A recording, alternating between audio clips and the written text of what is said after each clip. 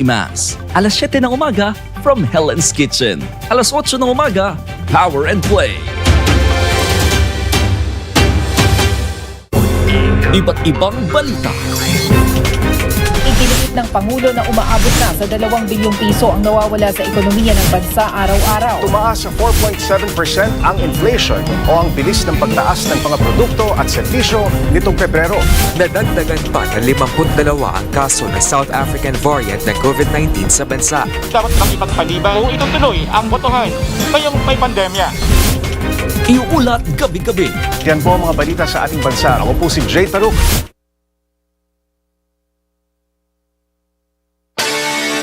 Dahil hindi kasya ang isang oras, ang Power Play ay 2 oras na. Tunghayan ang lahat ng news and updates sa Philippine sports kasama ang iba't ibang pangalan sa palakasan. Power and Play kasama niyo ako, Noli Iyala, tuwing Sabado mula alas 8 hanggang alas 10 na sa Radyo 5 92.3 News FM. Broadcasting live from TV5 Media Center. 25,000 watts ng balita, impormasyon, serbisyo. DWFM Radyo 5 Radyo 5 92.3 News FM. Mukhang kailangan ko na naman palitan ng bubong ko, pare. Mag-iisang taong pa lang yan. May tulo na kagad. Ay, bossing! Baka naman kasi hindi matibay yung ginamit nyo. Dapat ang gamitin mo ay cherry loom, ang yerong aluminum. Basta yero, cherry loom. Tibay protektado sa pangmatagalang yero. Power and Play! Narito na ako, Noli Iyala, kilalanin ang mga nasa likod ng bawat laro. Sa buhay man o sa playing court, game na tayo! Power and Play sa Radyo 5 92.3 News FM.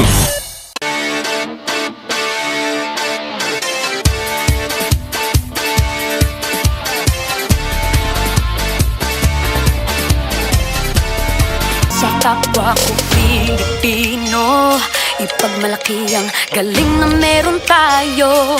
Ilantad ang likas nating talento at magdala ng saya sa mundo. Sa harap ng pagsubok ay di susuko. Para sa pangarap tayo'y porsigido. Magpakitang gilas na at magpapatalo. Ipagdiwang natin ng Pilipino. Yan ang Pinoy. Mula noon at hanggang ngayon, talento natin ng bida. Mula sa simpleng bakuran hanggang entablado natin ipakita. May pagsubok man ng Pinoy, pinalalakas ng saya. San man tayo sa pulo, tsumbe, sibay, lakay, amiga. Sama-samang pakita, ang galing natin katropa. Sa kapwa ko Pilipino.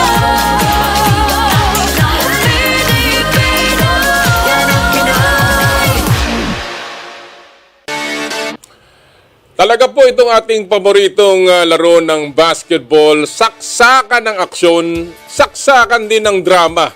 At yan po ang ating pag-uusapan ngayong umagang ito, ang huntahang basketball. E di paano? Bango na! Power and Play na! Power and Play with Noli Iyala. Magandang umaga po sa inyo lahat, mga kapatid. Naku nagbabalik po ang inyong paboritong kasama pang-almusal tuwing Sabado ng umaga. Ito po ang Power and Play, hatid sa inyo ng Cherry Loom, ang yerong may aluminum Cherry Tigo. It's fun to drive, chooks to go, ang nag-iisang manok ng bayan at ng True Religion, where passion meets power. Ako po si Noli Iyala at binabati ko po lahat ng ating mga suki sa Radyo 5 92.3 News FM. Magandang umaga sa lahat po ng mga nakikinig sa ating mga security guard. Lalong-lalo na dito sa TV5 Media Center. Ang dami pong nakikinig sa ating mga kaibigan natin dito. And of course, dyan po sa panig ng Los Baños, Laguna, at of course sa San Pablo City. Magandang umaga po. Lahat po ng mga nakatutok sa 1PH on Signal TV, good morning! Lalong-lalo na po dyan sa Cagayan de Oro, and of course, dyan po sa General Santos City. And of course, lahat po ng nanonood naman sa pamamagitan ng Facebook Live worldwide. Ako, sabi ko nga kanina, ang dami po nangyayari na naman sa mundo ng basketball at hindi lamang aksyon sa loob ng basketball court kung hindi sa labas. At ang drama, pwede mong hatiin sa pamamagitan ng kutsilyo, ha? Well, dumating na po ang ating mga reinforcement sa Gilas Pilipinas, si Kai Sotto at si Jordan Clarkson. Pag-uusapan natin mamaya yan. And of course, ang drama tungkol sa pagbibitaw ni Nenad Vucinic, ang dating assistant coach ng Gilas Pilipinas. Sabi, hindi na lang daw ni-renew yung kontrata. Meron namang ibang kwentong mga lumalabas. Of course, yun din po ang drama naman ng PBA Philippine Cup Finals, kung saan magtatagpo ang dalawang higante ng PBA, Talk and Text kontra San Miguel. And of course, kasama dyan ang drama ng saan ba magko-coach talaga si Coach Chot Reyes, head coach ng Talk and Text at ng Gilas Pilipinas. Naku talaga naman, pagdating sa drama at basketball at aksyon, basketball, walang tatalo. Mamaya po ang ating makakasama sa ating palatuntunan ay mga taong magbibigay ng linaw sa mga developments sa basketball. Si Chris Newsome at si Jamie Malonzo, mga bagong salta, mga bagong inimbita sa Gilas Gilas Pool ay ating pong makakasama live. Mamaya pong alas 9 yan, ha? Abangan nyo po yan, ha? Newsome and Malonzo. Sila kaya ay makakapasok pagdating sa final cut ng Gilas lineup. Malalaman po natin yan sa ilang araw.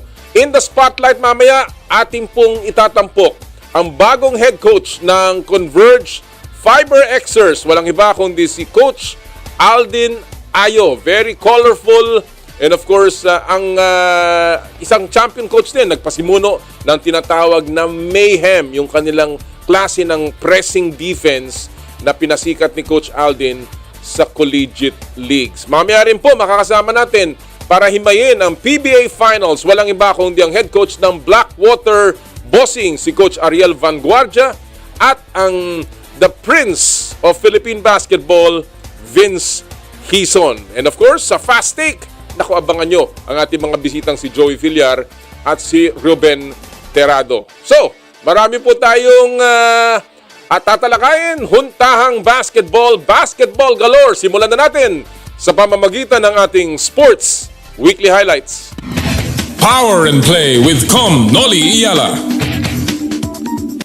At ang pinakaimportanteng balita ngayon ang simula ng ating Sports Weekly Highlights. Balik bansa na si Jordan Clarkson para i-boost ang Gilas Pilipinas. Dumating kagabi sa Pilipinas ang Utah Jazz guard at inaasahang sasama na sa practice ng national team ngayong araw.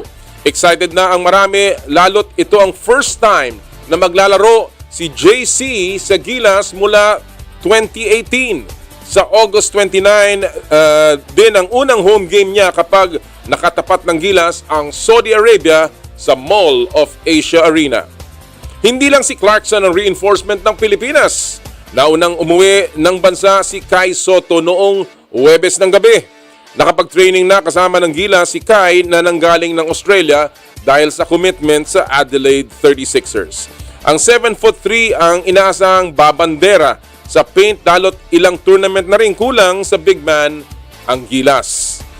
Sa ibang balita sa national team, hindi na nag-extend ng kontrata sa Gilas si Coach Nenad Vucinic. Ayon sa Samahang Basketball ng Pilipinas, target bumalik sa pagkukoach ng Serbian Kiwi sa New Zealand. Bukod sa spot niya sa Gilas, hindi na rin nag-extend ng kanyang kontrata sa Meralco Bolts si Vucinic. Good news naman sa mga LA fans. Pumirma ng 2-year extension si LeBron James sa Lakers. Nagkakahalaga ng $97.1 million. Parang namumulot lang ng pera ito si LeBron, ha? Ang deal natatagal hanggang 2024 to 2025 season. May player option naman si The King sa last year ng deal. Sa PBA, muling magtatapat sa biggest stage ng PBA ang mga league superpowers, TNT Tropang Giga at San Miguel Beermen. Kasunod yan ng Game 7 win ng SMB sa Meralco Bolts. Ito rin ang unang beses sa loob ng 3 taon na papasok sa finals ang Beermen, kaya extra motivated daw sina Junmar Fajardo para makuha ang kampyonato. Back-to-back titles naman ang pinupuntirya ng Tropang Giga. Sa linggo na po ang Game 1 ng finals, alas 6 ng gabi, Mapapanood yan ng live sa TV5 and of course sa One Sports. At sa volleyball update, hindi na makakalaro sa AVC Cup si Alyssa Valdez. Naku naman, ang daming umiyak. Yan ay matapos magpositibo ng ang volleyball star sa dengue. Hindi po hindi COVID dengue. Sa linggo na rin magsisimula ang international tournament na tatagal mula August 21 hanggang 29 sa PhilSports Arena sa Pasig. Papalitan ni Riza Mandapat si The Phenom para sa torneyong iyon. At yan po ang buod ng mga balita sa ating sports weekly highlights. Sayang, no? Hindi natin mapapanood si Alyssa pero ang dami pa rin pong mga magagaling na player dyan sa Philippine team para sa AVC Cup. Suportahan po natin ang Creamline Cool Smashers. Sila po ang ating representative pagdating sa AVC, ASEAN Volleyball Confederation Cup. Or Asian Volleyball Confederation Cup. Yan ang laban sa linggo na yan. Bukas magsisimula na po yan. Alright mga kapatid, kanina pinag-usapan natin yung balita tungkol sa dahan-dahan ng nabubuo ang Gilas Pilipinas. Dumating na nga si Kai, dumating pa si Jordan. Pero marami pa rin naman po mga kapatid na mga hindi pa nagpapakita, mga absent doon po sa Gilas Pilipinas draft pool. Of course, alam natin na hindi na po maglalaro si CJ Perez at si Junmar Fajardo dahil pumasok ang San Miguel sa loob ng PBA Finals. Pero wala pa rin po sila Ian Sanggalang at Gio Halalon ng Magnolias. Sila po ay parehong meron daw injury na iniinda. Hindi pa rin nagpapakita si Alain Maliksi at si Raymond Rock'n'Roll Almasan. At pati na rin si Northport superstar Robert Bolick.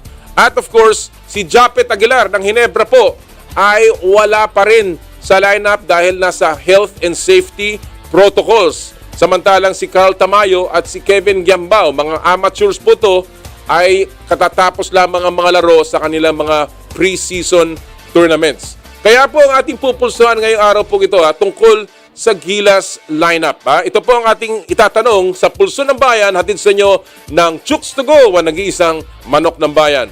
Sino po ang tingin nyong Final 12 para sa August window ng FIBA World Cup Qualifiers, considering na napakarami pong mga absences at marami namang nariyan na rin. Ulitin ko po yan. Sino ang Final 12 ninyo para sa August window, yung 4th window ng FIBA World Cup Qualifiers?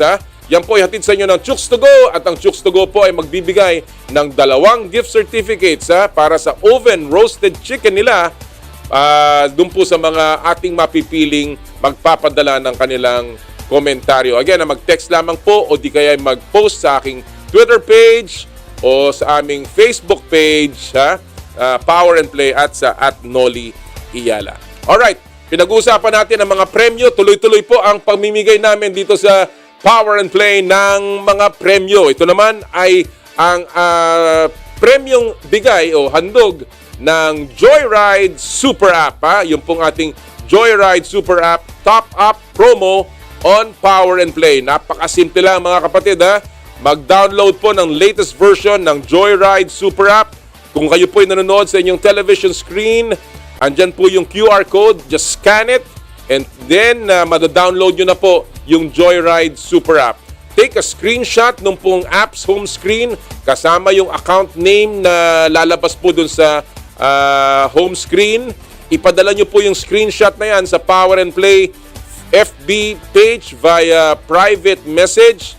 Ilagay nyo po ang inyong pangalan at ang inyong mobile number at kami po ipipili ng 5 mananalo para sa 1,000 pesos JR Pay Wallet credits sa bawat isang amin pong mapipili. Again, yan po ang Joyride Top Up promo dito po sa Power and Play. Alright, marami tayong pag-uusapan kaya pasok na po natin kagad ang ating buena manong handog, ang Fast Take. Power and Play with Noli Iyala.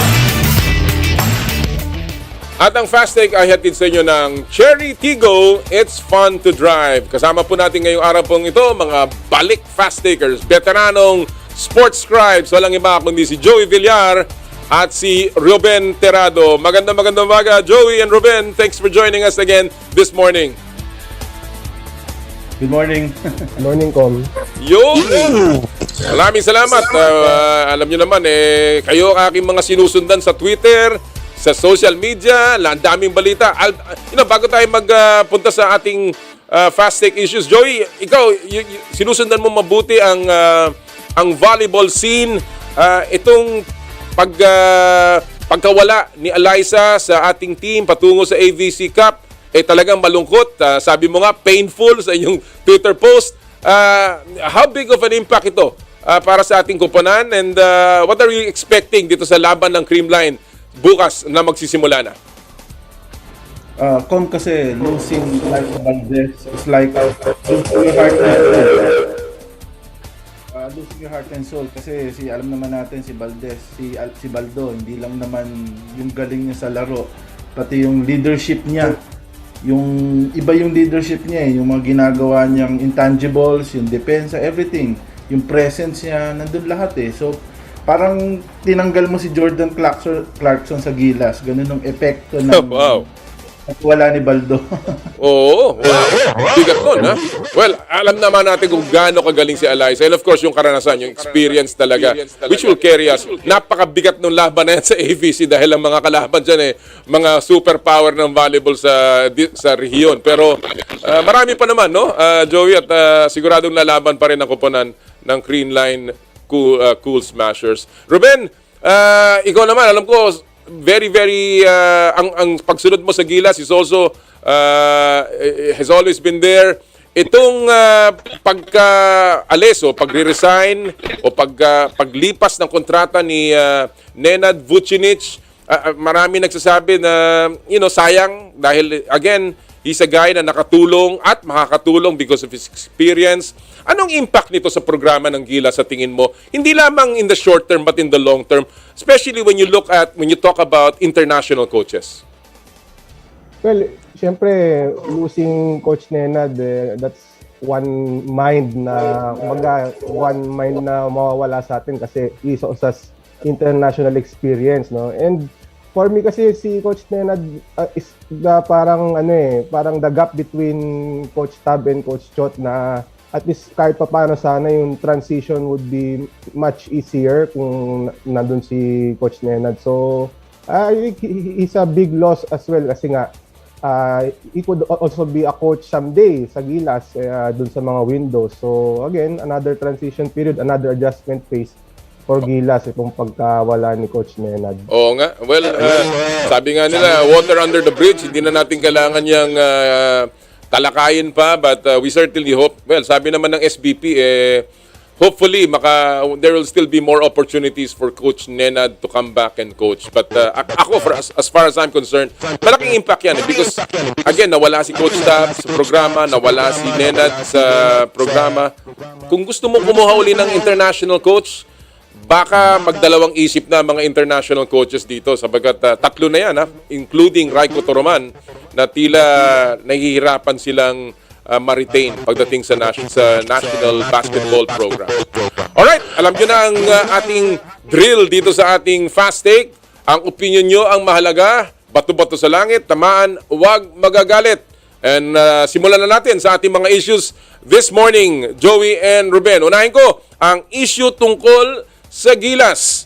Alam naman natin na nagdesisyon na ang si Coach Chot Reyes personal at of course ang SBP at ang Talk and Text management na si Coach Chot ay magko-coach sa Gilas sa Windows. So, ang tanong, sang-ayon ba kayo sa desisyon ni Coach Chot na mag-coach pa rin sa Windows kahit nasa finals na ang TNT at he will miss two games, yung games 2 and 3. I'll begin with you, Joey. 1 minute. Go!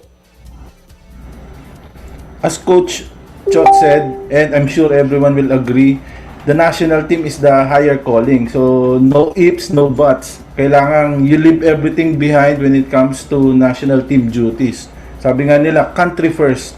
As much as everybody in the TNT organization wants to have Chot around in the most crucial time like the finals, hindi merong national team Kaya, everything has to be set aside for the national team. So, I'm sure the TNT bosses will agree kasi they're the same people running SBP, and I'm sure also that they encourage this. So yes, country comes first every time. Hindi dapat nagdadalawang isip kung ano man yan.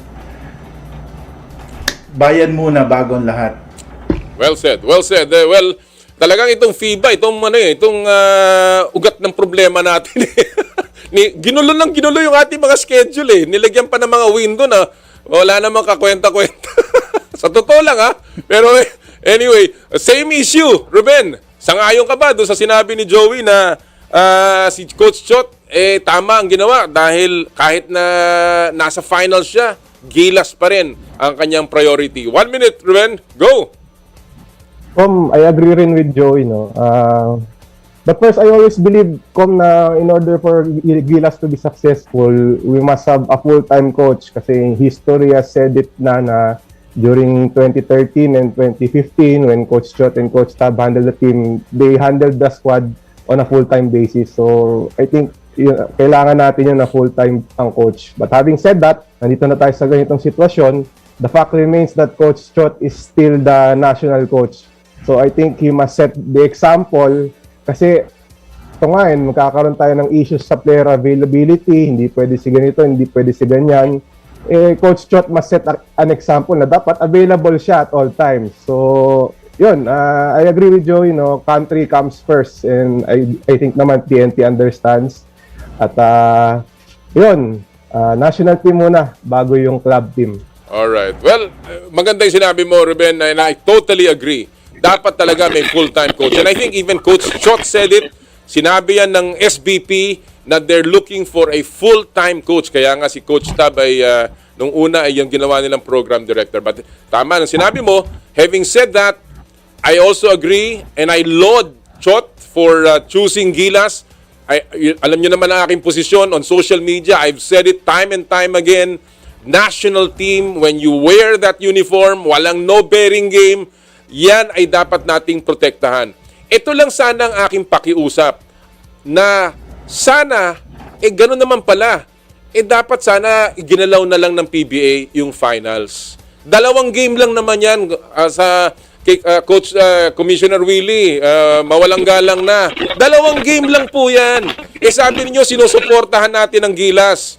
2 game lang, pwede naman po nating i-move yung games 2 and 3 para naman walang dehado. Dahil nagsasakripisyo si Coach Chot, sana nagsakripisyo din ang PBA. Malay nyo, nakasama pa sana si Junmar at saka si CJ Perez. So yun lang po, yun lang ang aking take tungkol dyan. Anyway, second issue of the morning, Joey and Ruben. Ito naman ay tungkol sa ating upcoming window. Ano ang gusto ninyong makita sa laro ng Gilas kontra Lebanon at Saudi Arabia? Lalong-lalo na na medyo kompleto na at nandiyan pa si Jordan at si Kai. I'll begin with you, Ruben. 1 minute. Go! I want to see Kai Sotto dominate sa FIBA window. I think size was one of the problems in our previous campaigns, especially sa FIBA Asia Cup. So I think Kai will fill that gap. I also want to see, of course, in NBA level na laro ni Jordan Clarkson because we really needed that, especially facing Lebanon na runner-up dun sa FIBA Asia Cup. And for me din, I want to see, I'm also curious how Coach Tim will impact Gilas. I think because he's one of the best defensive coaches in the Philippines, and he puts premium on practices. So that will also be curious din ako kung how will Coach Tim impact this squad. And siguro one last thing, I'm interested to see also the cohesion because medyo mabilis yung pagbuo ng itong team. Late na dumating sila Kai and Clarkson, but yung basketball IQ nila siguro would stand out dito sa Gilas in this FIBA window. Sigurado mag-aamuyan muna yan considering very limited ang practice time. But again, that's the learning na sinasabi ni Coach Chot, especially since we're building for FIBA World Cup. Joey, same question. Anong gusto mo makita sa laro ng Gilas itong 4th window kontra Lebanon at ng Saudi Arabia? 1 minute, Joey. Go! Ako kasi, ang first concern ko, health muna. So, kailangan protektan muna natin health natin kasi recently, medyo parang may mini-surge sa COVID. So, yun ang kailangan natin, healthy Gilas Pilipinas team sa FIBA window. Kasi, in terms of talent, nandiyan na. Si Jordan, sigurado yan, magwawala yan. Si Kai Sotto, I'm sure, he will dominate kasi kahit wala siya sa NBL, yung experience niya, madadala niya dun eh. And I'm also curious to see na kung paano magme-mesh si Kai, Jordan, Dwight Ramos, and the rest of the team na bata, kung paano niya madadala to. Kasi ang babantayan natin dito, hindi lang si Kai, si Jordan eh. If you can remember, nung last na naglaro si Jordan sa Taipei, nagwala yan. So, ito yung inaabangan natin. First, ang kailangan, healthy Gilas Pilipinas, and the rest follows kasi kulang tayo sa practice. Well, very very important talaga na mabuo at malusog ang ating mga players. Right now, Japet Aguilar is already under health and safety protocol. Sana makahabol dahil kulang tayo sa height. Without Japet, wala pa si Junmar, and Raymond Almazan is still a no-show. Naku, talagang hindi naman pwedeng si Kai Sotto. Yan na naman ang magiging problema natin. But ako, that is what I'm really looking forward to. A very big lineup sana para sa Gilas Pilipinas. Ha? Imaginein mo if we can have a point guard, even, ang dami pwede mag-point guard dyan. Chris Newsome, Dwight Ramos can be a point guard, and you can have a very, very tall team with Jamie Malonzo. You can have Oftana at the 3. You have Carl Tamayo. This is going to be very interesting kung gaano kalaki yung ating pwedeng buuing lineup. First time yata tayo na walang maliit. Kung if ever, walang SJ Belanghel, walang mga unless makuha of course si Gio Halalo, who's also in the injured list. But I'm looking forward to a huge lineup and of course how they match up against a huge team katulad ng Lebanon. Alright, third and final issue of the morning, gentlemen. And ako, bakbakan na bukas ang PBA Philippine Cup Finals. Powerhouse San Miguel kontra Tokentex. So ang tanong, ano ang fearless forecast ninyo sa PBA Philippine Cup Finals? Joey, I'll begin with you. 1 minute. Go! Buti na lang hindi Hinebra pumasok ko Kasi kung Hinebra to, baka Hinebra piliin ko. Pero masaya ako na hindi dahil magiging patas ako dito. Ngayon nga, every time I'm asked about a fearless forecast about two teams kung sino man nanalo, I always answer with my mind and my heart. My mind tells me na San Miguel kasi kita mo naman yung lineup ng San Miguel, parang Avengers yata ng basketball to eh. Name it, Kraken, sino pa, Marcio, CJ Perez, nako po. Kumbaga every position puno. Pero my heart tells me na Tokentex kasi ako, underdog mentality ako eh. So kahit na, although ang Tokentex ay malalim din, kumbaga one of the malalakas na teams, ano pa rin siya malakas pa rin kumbaga hindi magpa-final siya kundi maganda nilalaro. So syempre ang Pilipino underdog mentality, so doon tayo sa ang puso ko. Pero at the end of the day, kung manalo, yun ang nanalo. Mahirap talaga. Mahirap magbigay ng prediction, Joey, pero kaya ako kayo nilalagay sa hot seat Mahirap talaga yan. Ruben, same issue. Napagandang finals, dream finals actually, dahil parehong flagship teams ng mga conglomerates. So ang tanong, ano ang fearless forecast mo para sa PBA Philippine Cup Finals, Ruben? 1 minute, go! As much as we already know how capable TNT is to win championships, I think San Miguel will be taking this PBA Philippine Cup crown. Kung nabanggit mo na-describe mo na yung San Miguel. Powerhouse team kasi siya ngayon. I agree sa sentiments ng ibang players na this current crop of San Miguel players is stronger than the previous one that had Arwin Santos and Cabagnot. Mainly because they can do a lot of things on the court and they also play multiple positions. So and plus yung hunger ng mga players, I think most of the players will be playing in the finals for the first time, maybe second time.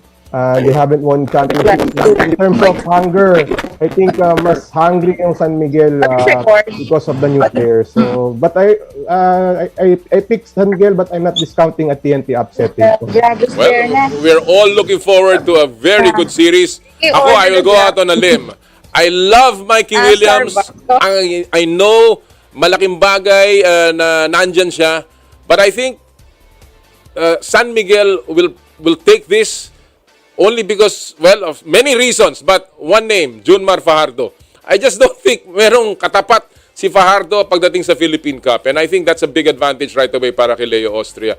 Leo Austria has only lost, I think, one series ever with Junmar Fajardo. So, sa tingin ko, malaking bagay yun. Plus, of course, yung dalawang game na hindi magkukoach si Coach Chot, malaking bagay yun sa akin. Hindi madali yun na mawalan ka ng head coach. And bagamat he trusts his lieutenants, iba pa rin pag nandun si Coach Chot Reyes. Kaya nga, ang aking pakiusap PBA, i-postpone lang ninyo. Dalawang game lang yan. Dalawang game lang yan. Anyway, Joey, Ruben, maraming salamat sa oras na binigay niyo sa amin again. As usual, very, very informative and of course, very, very hot ang mga takes ninyo. Sa ulitin, mga amo, maraming salamat. Thank you, Ruben.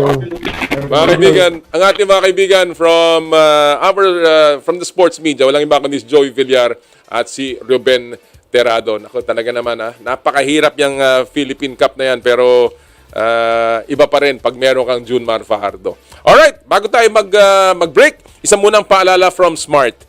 Puso Pilipinas is a movement to celebrate the Filipino athlete powered by Smart. Follow them on Facebook, Instagram, Twitter, and YouTube. Get a chance to win exclusive Puso Pilipinas merch by sharing their Facebook page in your social media accounts with hashtag Puso Pilipinas. The Gigalife App is the latest mobile app from Smart that lets you discover and enjoy your passions with the different Giga promos. It can be downloaded and used by Smart Postpaid, Smart Prepaid, Bro Prepaid, and TNT subscribers via the Apple or Google Play Store. What can the Gigalife app do for me? Check your balance. Monitor your current subscription. Top up using debit credit card. Subscribe to the latest Giga promos. Monitor your data consumption and auto-detect your mobile number when you are connected to Smart Network one-tap subscription to the most popular offer, Giga Video 99. And of course, Power and Play is powered by Smart. Sa amin pong pagbabalik, hihimayin natin ang PBA Philippine Cup Finals kasama ni Coach Ariel Vanguardia at ni Vince Hison. Ito po ang Power and Play. Hatid sa inyo ng Cherry Loom, Cherry Tigo, Chooks to Go at True Religion. Ang oras po natin, parang Elmer Ngo, 8:34 ng umaga.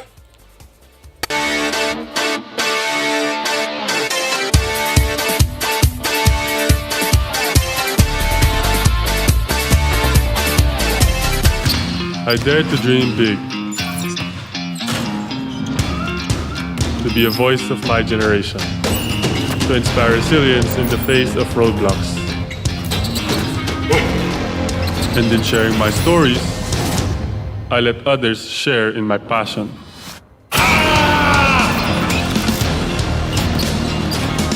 Follow Kai's stories on Twitter and share yours. With Smart Double Giga Stories. Share 2 times the passion with 2 gigabytes for Twitter and more. Guaranteed every day, plus data for all sites. Simple, smart ako.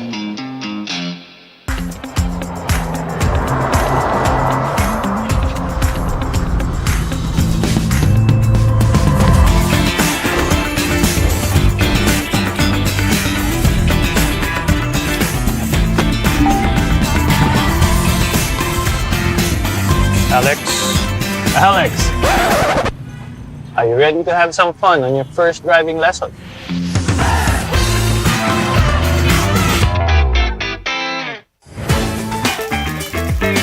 Nag-uumapaw sa real chicken juice na swak sa panlasa ng buong pamilya. Available in sweet roast, pepper roast, at harissa roast variants. Chooks to Go. Masarap kahit walang sauce.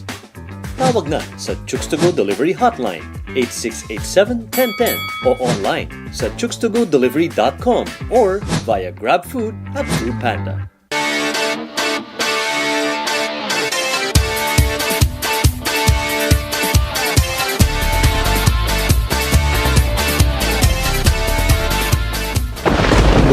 kailangan ko na naman palitan ng bubong ko, pare. Mag-iisang taon pa lang yan. May tulo na kagad. Ay, bossing! Baka naman kasi hindi matibay yung ginamit nyo. Dapat ang gamitin mo ay cherry loom, ang yerong aluminum. Basta yero, cherry loom. Tibay protektado sa pangmatagalang yero. DG, SB, give the SB Combo Quiz a try. Large coffee in plastic donut. 99. Still, premium donut and large coffee. Hot orange. Large coffee and Bonwich. 140. Just dunking yan. Hot rice choco. 120. Chokin. Premium and classic munchkins for 120. The SB Combo Quiz a try. Available now. See posters and print ads for details. Promo runs from August 19, 2022 to December 31, 2022. Bibida Fair Trade Permit number FTEB 147309 series of 2022. Dunkin, pasalubong ng bayan. Age 50 and up is the new bagets. Kaya I make sure I can keep doing the things I love. Workouts with my wife, gimmick with the barkada, outings with the family. Thanks to Nestle Boost Optimum with high quality protein na lakas makaboost ng strength in as early as 6 weeks with 4 servings a day and proper diet and exercise. May boost pa sa immunity and digestive health. Para ready sa next adventure, tara let's boost it! Nestle Boost Optimum. Lakas makabagets! Singaling na, singkulit pa, Singaling Kids! Tuwing Sabado, 6 p.m. sa TV5! Mukhang kailangan ko na naman palitan ng bubong ko, pare. Mag-iisang taon pa lang yan. May tulo na kagad. Ay, bossing! Baka naman kasi hindi matibay yung ginamit nyo. Dapat ang gamitin mo ay cherry loom, ang yerong aluminum. Basta yero, cherry loom. Tibay protektado sa pangmatagalang yero. Power and Play. Game na sa Radyo 5 92.3 News FM. Power and Play with Noli Iyala.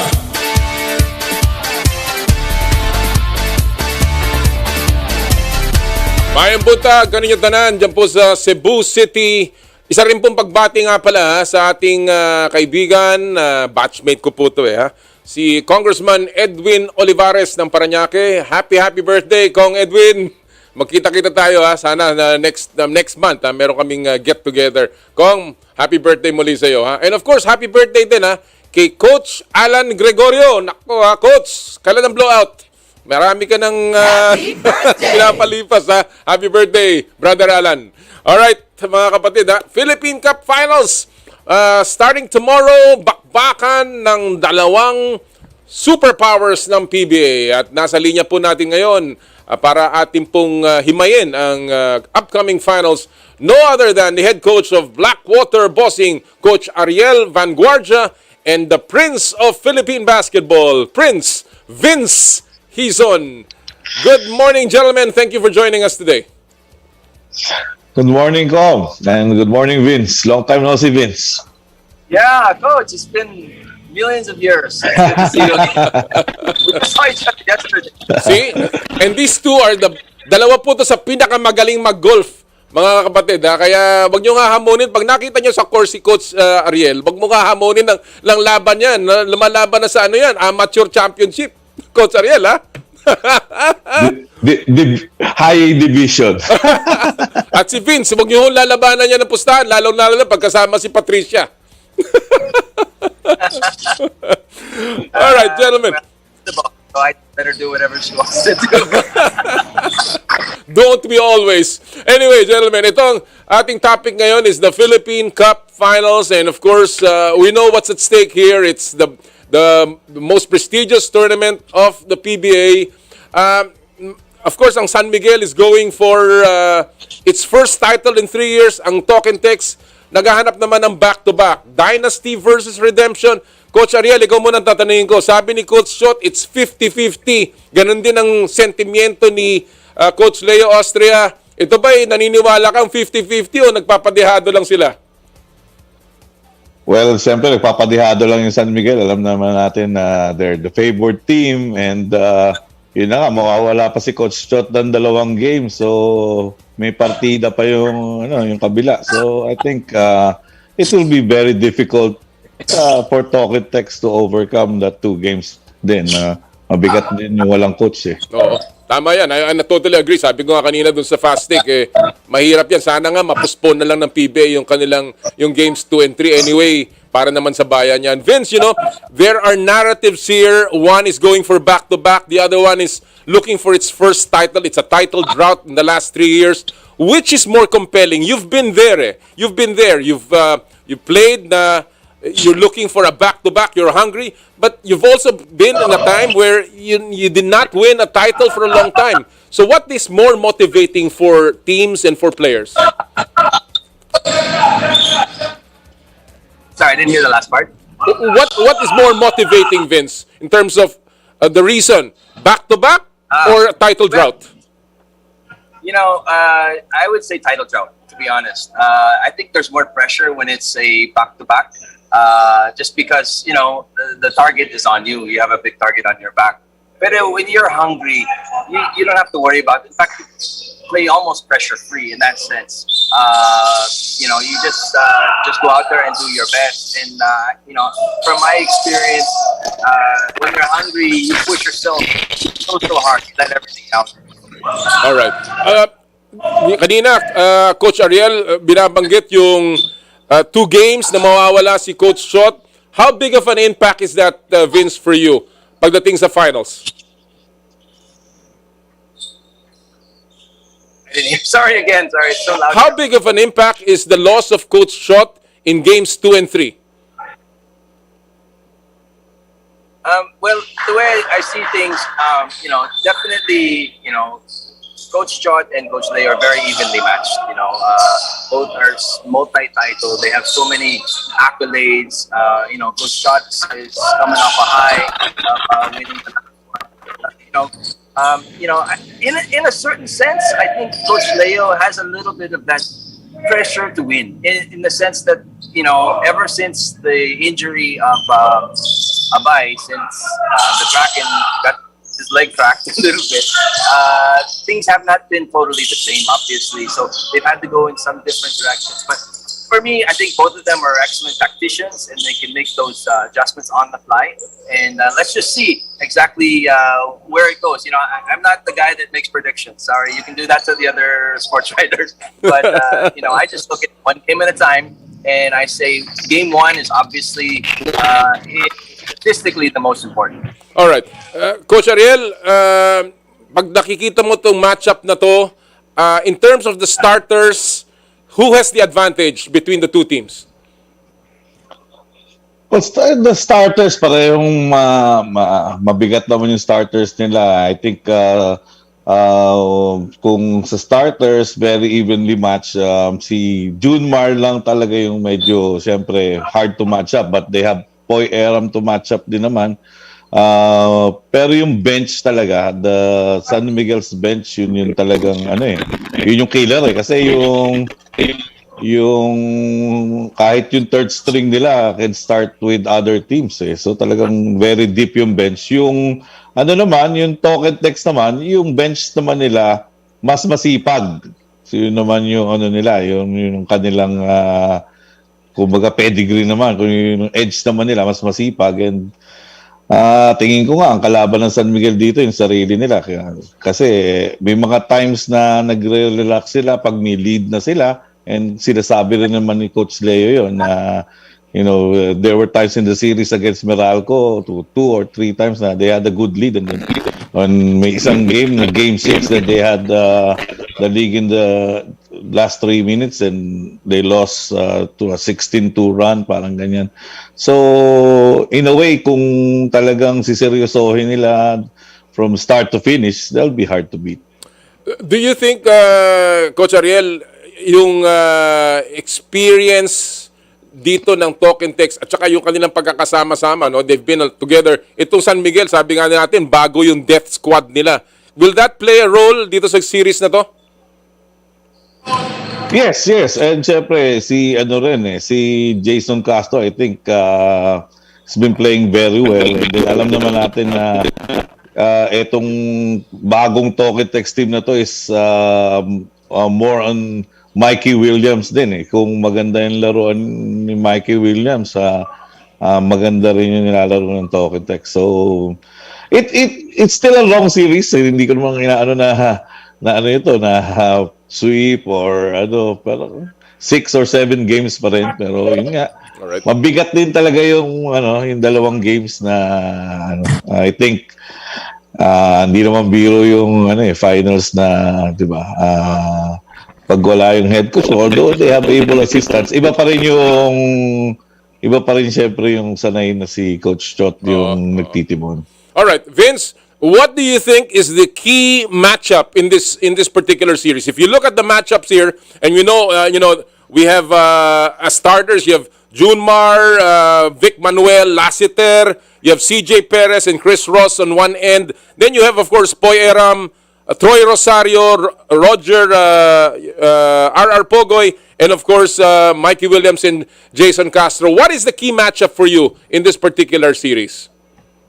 Hey, Kong, you can go in any direction. As far as I'm concerned, all of them are important. If I were to have to pick, I would have to say the combo of Poy going against and Troy Rosario going against Vic Manuel and Mo Taltua and of course the Kraken. Because if they can somehow figure out a way to make some shots, if Poy can make his mid-range and pull out the Kraken from the shaded lane, that's their advantage. Again, you're battling a very, very tough San Miguel. They're very strong, they're very big. Against a more wiry, I would say more versatile, bigs of the Talking Text team. So I think for me, I look at that as a big deal. If those two guys can somehow, again, especially Troy and Boy, can make their shot, they can pull out those bigs a little bit. It'll open up lanes more for guys like Jason Castro, of course, and Mikey to do their thing.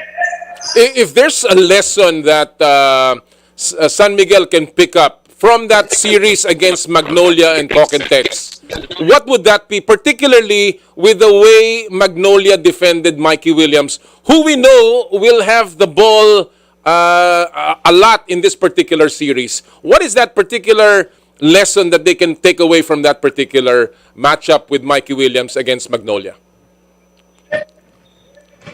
Well, for me, Mikey is so explosive. And when I mean explosive, I mean he can explode at any time. So there's no way to, in my book, at this juncture in his career with the way he plays, there's no way to really stop him. But you can try to limit him. And at the end of the day, if you can tire him out some way, because again, I don't think this is obviously going to be a sweep or even a 5-game. I think this is definitely going 6 or 7. I mean, that's the way these teams really are matched up. So again, you might not tire him out maybe in the first few games, but let's just see if somehow they can take their toll come games 5, 6, 7. All right. Coach Ariel, on the other hand, dun sa serye ng Meralco at saka ng San Miguel, na-push ng Meralco all the way to Game 7. Ano ang mga leksyon na pwedeng makuha doon ng Talking Text in the way they defended the bigs? And of course, na-control din nila ang shooting ng San Miguel. Well, yung shooting at saka siyempre yung I think naging factor talaga doon sa series ng Meralco was San Miguel's perimeter defense. Pag pumutok yung mga Alain Maliksi, si Aaron Black, doon nahihirapan so yung perimeter defense nila. So, kaya king nga dito yung matchup ni Chris Ross at saka ni Mikey Williams. So yun yung kasi pagka nung mga times na maganda laro ni na Quinto, ni na Aaron Black, to nahirapan yung San Miguel to match up with the guards and the wings of the Meralco. Makikita ba natin dito, Coach Ariel, yung ginawang strategy ng Meralco that they were putting Junmar on the free throw line para ma-stop yung momentum, at least yung makontrol nila yung pace rather than, alam naman natin ng San Miguel, kagaya nito, pag tumatakbo yan, almost difficult for any team to stop them. Do you think that's going to be a strategy na kukunin ni Coach Chot? Yes, I think, talagang kay Junmar, you don't give him easy 2 points na. Kumbaga, let him earn it and be physical on him, talagang i-deny mo yung bola. Kasi at some point, pero ito nga napakaganda ng kondisyon ni Junmar ngayon. Through the years, talagang ngayon nakikita ko mga sa social media lalo ng trainer niya na talaga nagpapakondisyon si Junmar. I think he's in the best shape of his career. Nung nakalaban din namin yan, nag-overtime kami, 42 minutes siya naglaro. Parang hindi napapagod eh. So, ang anong game plan mo sana sa kanya, pagurin mo, talagang hayaan mo siyang mag-ano ng bola, padepensahin mo. Pero ngayon, talagang kondisyon eh. Sarap nga sana makita sa national team ni Junmar kasi I think Junmar talaga nung na-injury siya, nagpa-kondisyon talaga ng talagang todo. So, I think he's probably in the best shape of his career. Anim na MVP na yun, pero I'm still saying this. Talagang grabe yung kondisyon ni Junmar ngayon, Bob. I agree. Talagang tumitira pa ng tres. Nakikita mo naman sa katawan niya eh. At saka mas mabilis siya, iba. Iba. And even the way he takes contact, talagang iba. Vince, we've seen some very important players coming off in the semifinals, no? Nakita natin yung ipinakita nila Glenn Cobuntin, even Kelly Williams for that matter for Talk and Text. And on San Miguel, Jericho Cruz, even Rodney Brondial were key people that came off the bench. Who do you think is going to be one player na you're looking that may make an impact na hindi starter for these two teams? Oh wow! Again, again, both teams are so power packed. You can just take your pick. But I guess if I was to have to pick one, I would probably have to pick Jericho Cruz. Why? Because he's really the energy guy that makes a lot of good things happen on the court, both on the defensive end, and he is tough and explosive. On that side, and he can make those shots and get those steals and do those things to help his team. Again, he's a juggernaut. He's not their first option, but he is somebody who can really be an X factor. If he gets hot, especially, we've seen it even in his previous team, and that's why they brought him over. He's one of those guys that can really bring them to the next level. He brings the defensive toughness. He can even rebound. He can match up against the quickness and strength of guys like Mikey Williams and our Bogoy and even Jason Castro. So again, he's a guy who I look at as a big factor for the San Miguel team, especially. Well, alam din natin, Jericho is very hungry. He's only won one title and he's looking for his second one. And under his former coach, si Leo Austria from his Adamson days. Coach Ariel, on the side ng Talk and Text, who is that one person na maybe not a starter that may just make an impact dito sa seryeng ito? Ako, si Glenn Cobuntin. Very similar kay Jericho to. Yun nga, hard worker na puputok din pagka and pagka napapasok din niya yung mga kick-out ni Mikey Williams, ang laking bagay para sa Talk and Text kasi. And then he plays both ends just like Jericho. So, yan, tingin ko isa yan sa factor din dito kasi it will really help the support cast kumbaga ng Talk and Text. All right. Well, alam natin that these two teams are napakaraming history, napakaraming championship tradition, and they have two players na matagal na naglalaro sa kanila that are obviously leaders of these two teams. How important is Jason Castro and Marshall Lassiter dito sa seryeng ito? I'll begin with you, Vince. Wow. Well, those two guys are obviously the focal points for a lot of other defenses. Jason has all of that experience. He's looking as chipper as ever. His health is good. He did make that game-winning shot just a couple games ago. So he is playing on a high. This is an important thing for him. For Marshall, actually, Marshall has been so explosive in first quarters the past few games, but he kind of trails off after that. I'm looking for more out of Marshall. I know what he can do. Everybody does.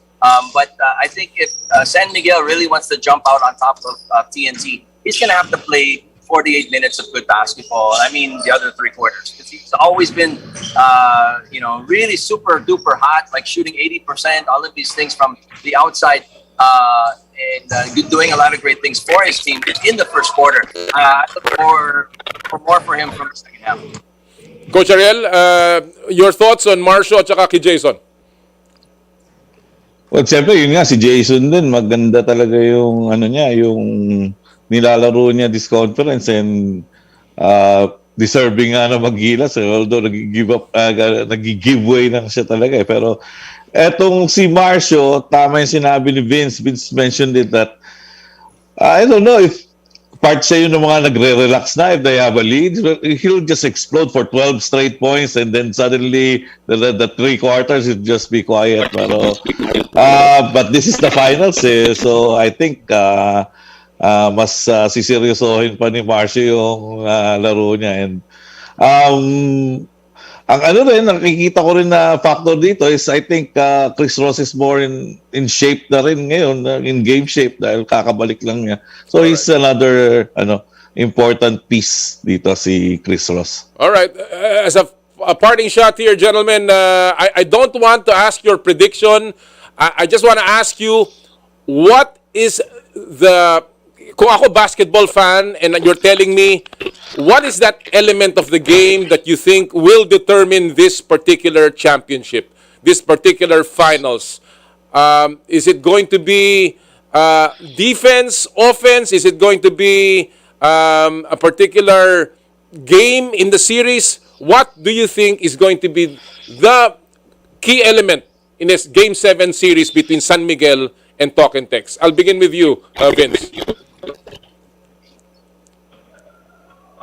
Well, for me, obviously, there are a lot of factors. But if I were to have to choose one, for San Miguel, if they can dominate inside, because everything revolves around that. If Junmar can do his thing, like we all know he can, and the other guys step up, obviously, who's playing really good basketball. Pick Manuel, the muscle man, is back from that calf injury, looking good. So he's all right. Of course, those guys, if they can dominate inside, that's a huge factor for the Beermen, obviously. For the Talk and Text team, one thing I noticed is that Meralco kind of exposed something in the San Miguel defense, and that's the ability and the agility of opposing teams to get from the flank, from the side. I thought that guys like Aaron Black and Maliksi really did a good job of getting inside from the wing and even the corner area. So that's something I'm looking. I'm sure Coach John has noticed that. So if the guys from TNT can really attack from the side, you can't really attack them head on. Obviously, they're so big. But if you get them from the side, it kind of limits the bigs and makes them have to use their mobility a little bit more, which is maybe a kink in their armor. I think the quickness factor goes to the side of the bigs of TNT. All right, so size against quickness. Coach Ariel, elements na dapat nating abangan para maaari mag-determine ng finals na ito. Similar with Vince, I think transition will play a key role here. I think if Talk and Text can run against San Miguel more and can dominate on transition, fast break points, they have a very good chance. And that's one weakness. If may weakness man yung San Miguel is their transition defense. But let's not forget yung Talk and Text when they won the championship last year. Mikey Williams was just phenomenal. So if he plays that well, and yung talagang parang kala mo import na talaga, or parang John Morant na talagang he was just against Magnolia last quarter. Whoever they throw in sa kanya, tini-score niya talaga ng ano. If he plays that way, yung talagang in the zone, then that's the chance na nakikita ko para sa Talk and Text. And we know naman on the other side, Junmar will be dominant, Moto to Vic Manuel, Brondial will have his way, and then if you double team them, they play a predictable way na very hard to stop. You double team, triple team them, they'll kick out to Marcio. to Jericho Cruz, to CJ Perez. So, wala talaga. You have to pick your poisons. Pag pumasok yung labas nila, mahirapan ka talaga manalo. And then, pag nagmintis pa sila, offensive rebound pa ni Brondrian. So, talagang ganun yung San Miguel, talagang napakalakas. Well, big-time players will play in big-time situations. And sabi nga natin, alam natin kung paano kung anong gagawin, pero ang hirap i-execute pagdating na sa finals. We'll expect this, of course, in a slam-bang affair in the Philippine Cup Finals. Maraming salamat, Vince and Coach Ariel. Thank you for joining us today, and we hope to see you in the finals. Maraming salamat again. My pleasure. Thank you, Cobb. Thank you. Our pleasure. See you. Mga kaibigan ng Prince of Philippine Basketball, Vince Hison, and of course, ang head coach ng Blackwater, si Coach Ariel Vanguardia, hinimay ang Philippine Cup Finals. It should be a dandy. Grabe, yung laban na yan. Abangan nyo po yan. Again, tomorrow, Game 1 na simula dito po sa TV5, sa One Sports. Panoorin po niyan, of course, sa Radyo 5. Alright, bago tayo mag-break, silipin muna natin ang ating mga viral videos sa trending pop culture sa larangan ng palakasan sa ating Stop and Pop.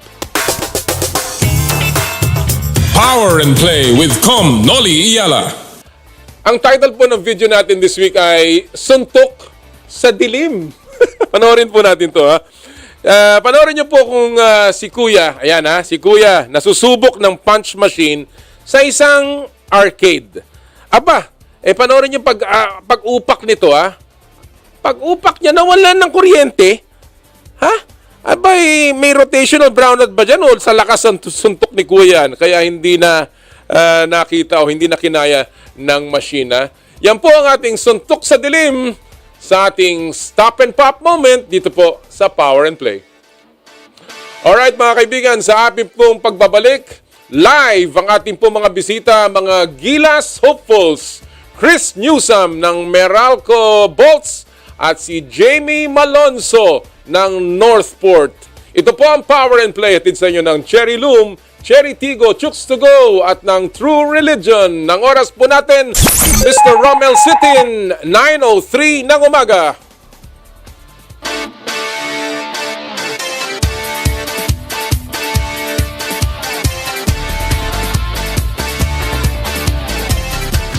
I dare to dream big.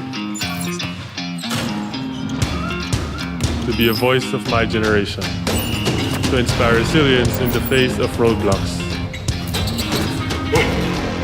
And in sharing my stories, I let others share in my passion.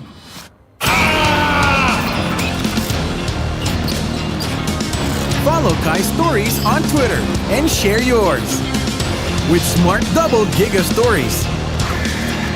Share 2 times the passion with 2 gigabytes for Twitter and more. Guaranteed every day, plus data for all sites. Simple, smart ako.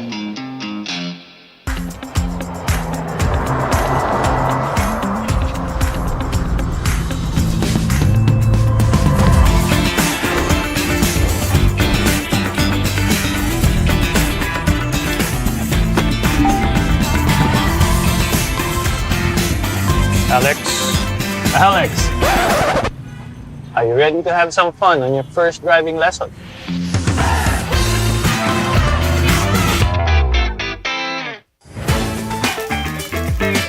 Nag-uumapaw sa real chicken juice. Naswak sa panlasa ng buong pamilya. Available in sweet roast, pepper roast, at harissa roast variants. Chooks to Go. Masarap kahit walang sauce. Tawag na sa Chooks to Go Delivery Hotline 8687-1010 o online sa chookstogodelivery.com or via GrabFood at Foodpanda.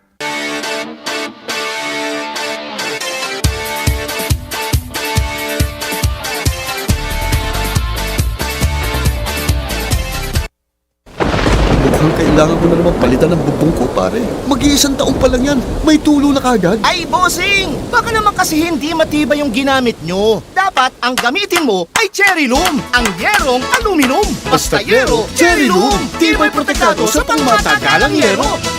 DG, SB, give the SB Combo Grid a try. Large coffee in plastic donut. 99. Premium donut and large coffee. Hot coffee and bun with 140. Just dunking yan, had a rice choco. 120. Shokin. Premium and classic munchkins for 120. The SB combo quiz is available now. See posters and print ads for details. Promo runs from August 19, 2022 to December 31, 2022. Bibida Fair Trade Permit number FTEB 147309 series of 2022. Dunkin, pasalubong ng bayan. Ang oras, 9:05. Ang oras sa Radyo 5 ay hatid sa inyo ng Rhea Generics. Rhea, basta kalusugan, maasahan mo. Ingeloxin po, paano nabubuo ang tiwala? Kapag nangako at hindi binigo, pangako ng Rhea Generics, ang pangkaraniwang Pilipino ay magkaroon ng kakayahang bumili ng mga tunay na world-class na kalidad ng gamot. Kapartner namin ang mga kilalang eksperto sa buong mundo. Kaya maaasahan mo na ang kalidad, husay at bisa ng Rhea Generics ay kapareho ng mga branded na gamot. Ganyan tumupad ng pangako ang Rhea Generics. Ang galing ng mundo, dinala sa Pilipino. Rhea, basta kalusugan, maaasahan mo. Ang Rhea Generics ay gawa ng Pfizer, Viatris, Sanofi, GSK, Otsuka, Merck, Fresenius Kabi, AstraZeneca, OEP Philippines, Lundbeck at Boehringer Ingelheim. If symptoms persist, consult your doctor. Rhea Generics. Rhea, basta kalusugan, maasahan mo. Mukhang kailangan ko na naman palitan ng bubong ko, pare. Mag-iisang taong pa lang yan. May tulo na kagad. Ay, bossing! Baka naman kasi hindi matibay yung ginamit nyo. Dapat ang gamitin mo ay Cherry Loom, ang yerong aluminum. Basta yero, Cherry Loom. Tibay protektado sa pangmatagalang yero. Noli Iyala Power and Play sa Radyo 5 92.3 News FM.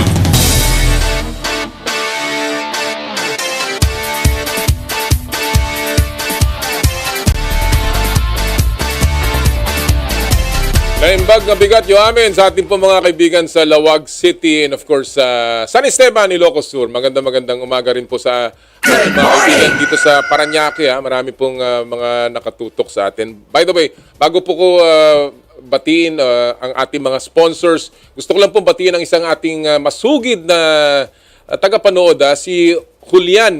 Si Julian, isa pong bata na, isang pong talagang fan ng hindi lang ng power and play kundi ng sports. Nakita kami sa simbahan noong isang araw. Julian, keep supporting sports. Enjoy at magkita-kita tayo sa ASEA. You go and watch, go and enjoy ASEA also one of these days.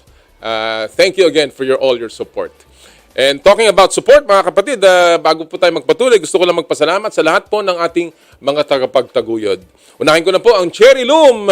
Cherry Loom, ang yerong may aluminum sa ganitong pabago-bago ang panahon, mga kapatid. Sobrang init tapos biglang uulan. Kailangan natin na matibay at protektadong bubong. Dapat ang bubong ay yerong may aluminum. Kapag may aluminum, tsak na pang matagalan. At isa lang ang alam kong dekalidad na yerong may aluminum, yan ang Cherry Loom, tibay protektado sa pang matagalang yero. Cherry Loom, ang yerong may aluminum. Thank you! Cherry Tiggo 8 Pro, how neat it is to have a 7-seater SUV that has a powerful engine, world-class safety standards, and the latest tech features. Bet you didn't know that the all-new Cherry Tiggo 8 Pro has all these features and more at a very affordable price range. Cherry Tiggo 8 Pro is equipped with a 1.6 turbocharged gasoline direct injection engine, an advanced driver assistance system, and 12 other safety features, including intelligent high beam control, lane departure warning, and traffic sign recognition. The flagship Tiggo 8 Pro allows you more control of the wheel.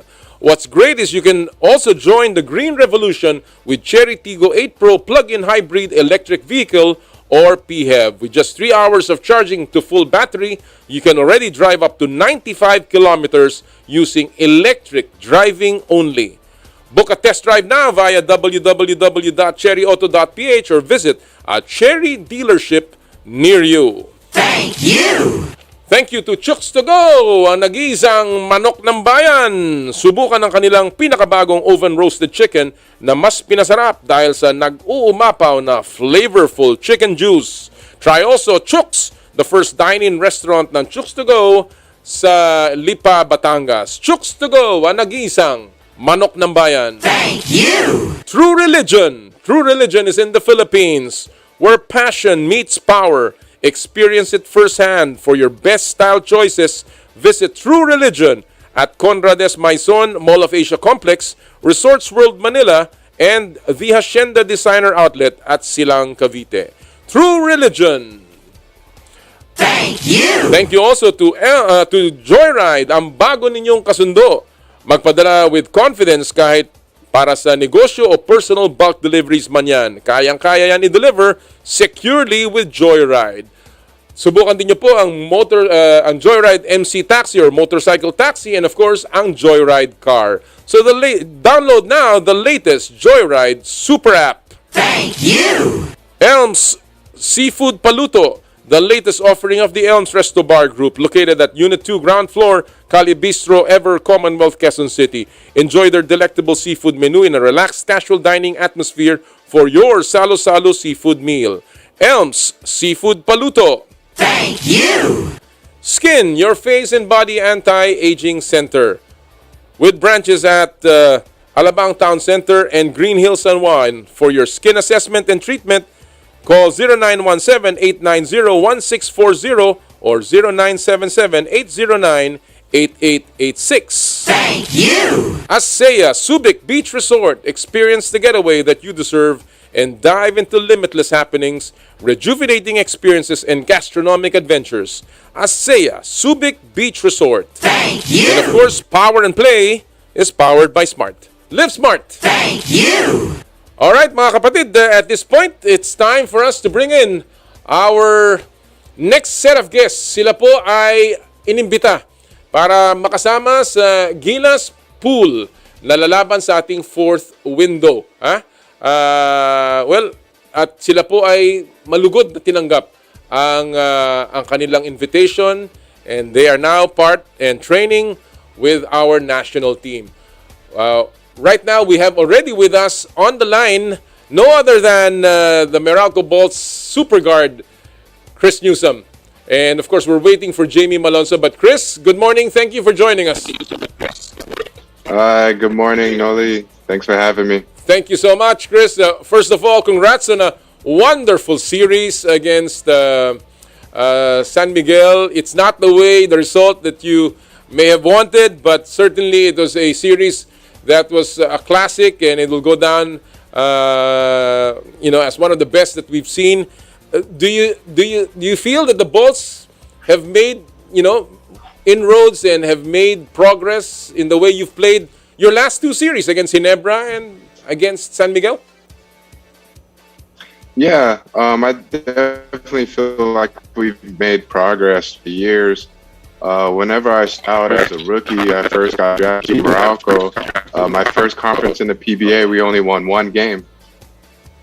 So it's been tough going through that roller coaster of winning just one game. So I know what it feels like to be at the very, very bottom. And teams kind of just always chalked us up as an easy win at that point in time in the PBA. And they kind of look at us as a team that they had to beat or that they could beat. And now I feel like teams are starting to respect us more. We just went through our fifth semifinals in a row, and that's actually very, very hard to do when you talk about the teams that are currently in the PBA right now. To have five consecutive semifinals appearances, that actually says a lot about our program, says a lot about our team and our organization, and that we're actually setting records every year for the organization. Right. We've never been to all Filipino finals yet. That's still a goal that we have yet to reach, but it's something that you can tell that we're very close. Being able to get San Miguel to 7, we're very, very close to that. But other than that, we're still doing things that this organization has never done. And, absolutely. It's something that we can always look back and be proud of. Well, you're knocking at the door, obviously, at your first championship, and you're still... Coach Norman Black has said it very aptly. He said that at least now you know that you're in the conversation among the greats in the PBA, the top teams. It used to be just 4, and now of course Meralco, with its consistent showing in the last few conferences, have certainly shown that it is no longer just a team that is up and coming. It is already there among the elite. On a personal note, Chris, you took on some of the best players in the Ginebra series as well as in the San Miguel series, and you came out, playing well not only defensively but offensively. But personal takeaways from you, how do you get to the next level for you personally, Chris?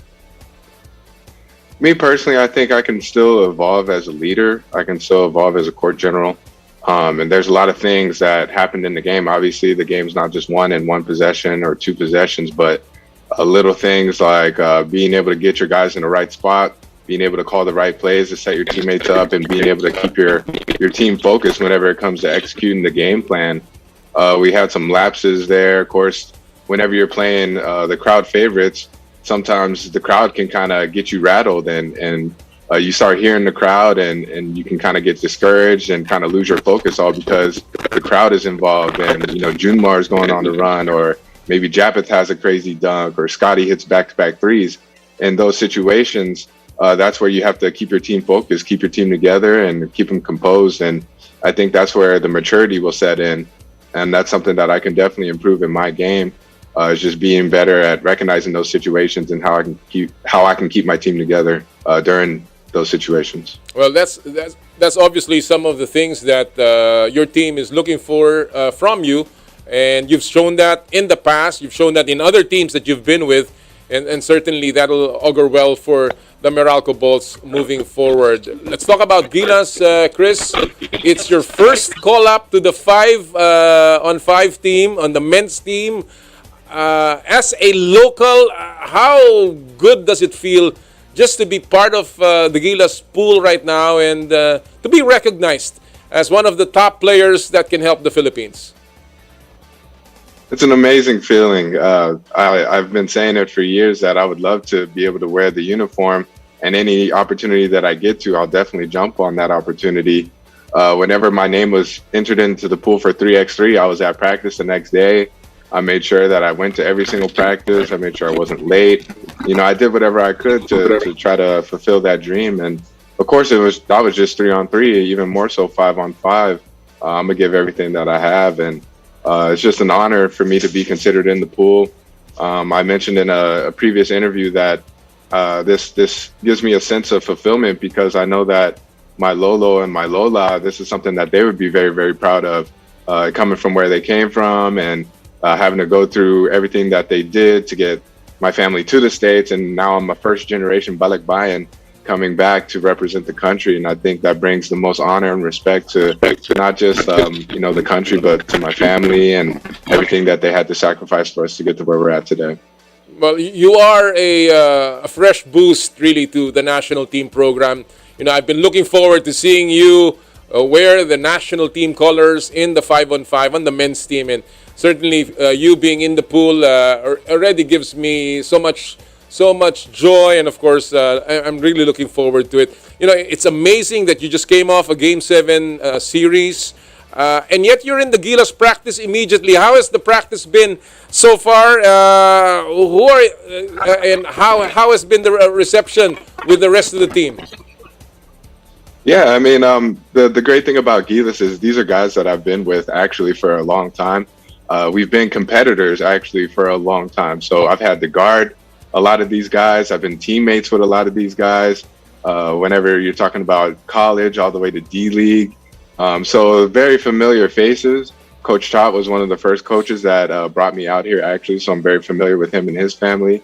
Of course, Coach Tim, we had a nice little laugh when we saw each other because he said I think I like you better whenever I'm winning, and we just kind of chuckled. But and I had to say, I'm like, I'm glad we're finally on the same team. But little interactions like that, it makes it fun, and it makes it's a joy to come to practice, because you know that this is the highest level of professionalism that you're going to reach. Whenever it comes to international basketball.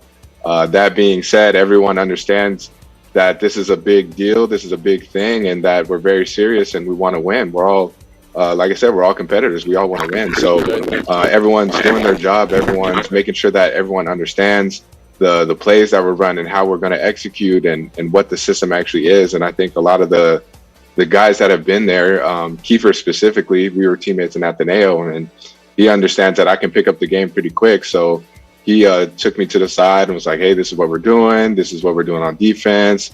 These are the certain situations where we're going to try to look for certain things to execute. And I think, him being able to run that down to me, the guys being able to talk to me in practice, I think everyone's excited and ready. We had Kai in for our first practice last night, and I think JC will be joining us later today. So that's going to be exciting for everyone. So many names, that you're mentioning, and just just the exciting to hear all of you coming together, and I'm sure you have looked forward to this day where you get to play, not to guard Scotty and all of these guys that you're used to playing against. Jamie Malonzo was supposed to join us, but unfortunately, I don't know what happened to him. But here that's another name, Chris, a new name in the Gilas Pool. How exciting is it to be playing with Jamie? He was from LaSalle, you're from Ateneo, but in Gilas, that's all in the back, in the past. How exciting is it to be playing with Jamie Malonzo as well? Man, Jamie is an incredible talent. The kid has springs in his legs. He can bounce, and I thought I used to have bounce, but with his body frame, it's definitely rare for a Filipino. To be 6'5", 6'6", with that wingspan, with that jumping ability, it definitely gives him a nice advantage here in the Philippines when he's playing in the PBA, because there's no one that can really match up with him in that sense. On the international stage, it's perfect because that's what a lot of other teams have. They have big guards, big athletic guards. You look at NBA guards, and you got point guards that can fly. And I think Jamie, he's gonna do well internationally. He played D1 basketball in the U.S., so he is capable of playing at a high level.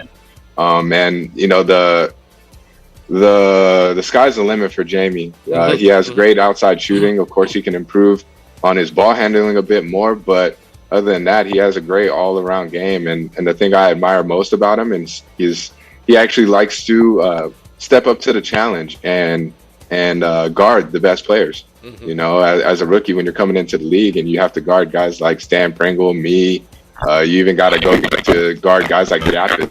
That shows a lot of range that he's capable of having, and versatility as well. So one of the most versatile players we have, and I'm excited to play with. You're very used to having the ball in your hands. Of course, in Meralco, you are the leader. You come out there and you direct the plays. Most of the time, it runs through you. What kind of adjustment do you see yourself having to make now as part of the Gilas Pilipinas national team, now that you're playing with so many other great players on this particular squad?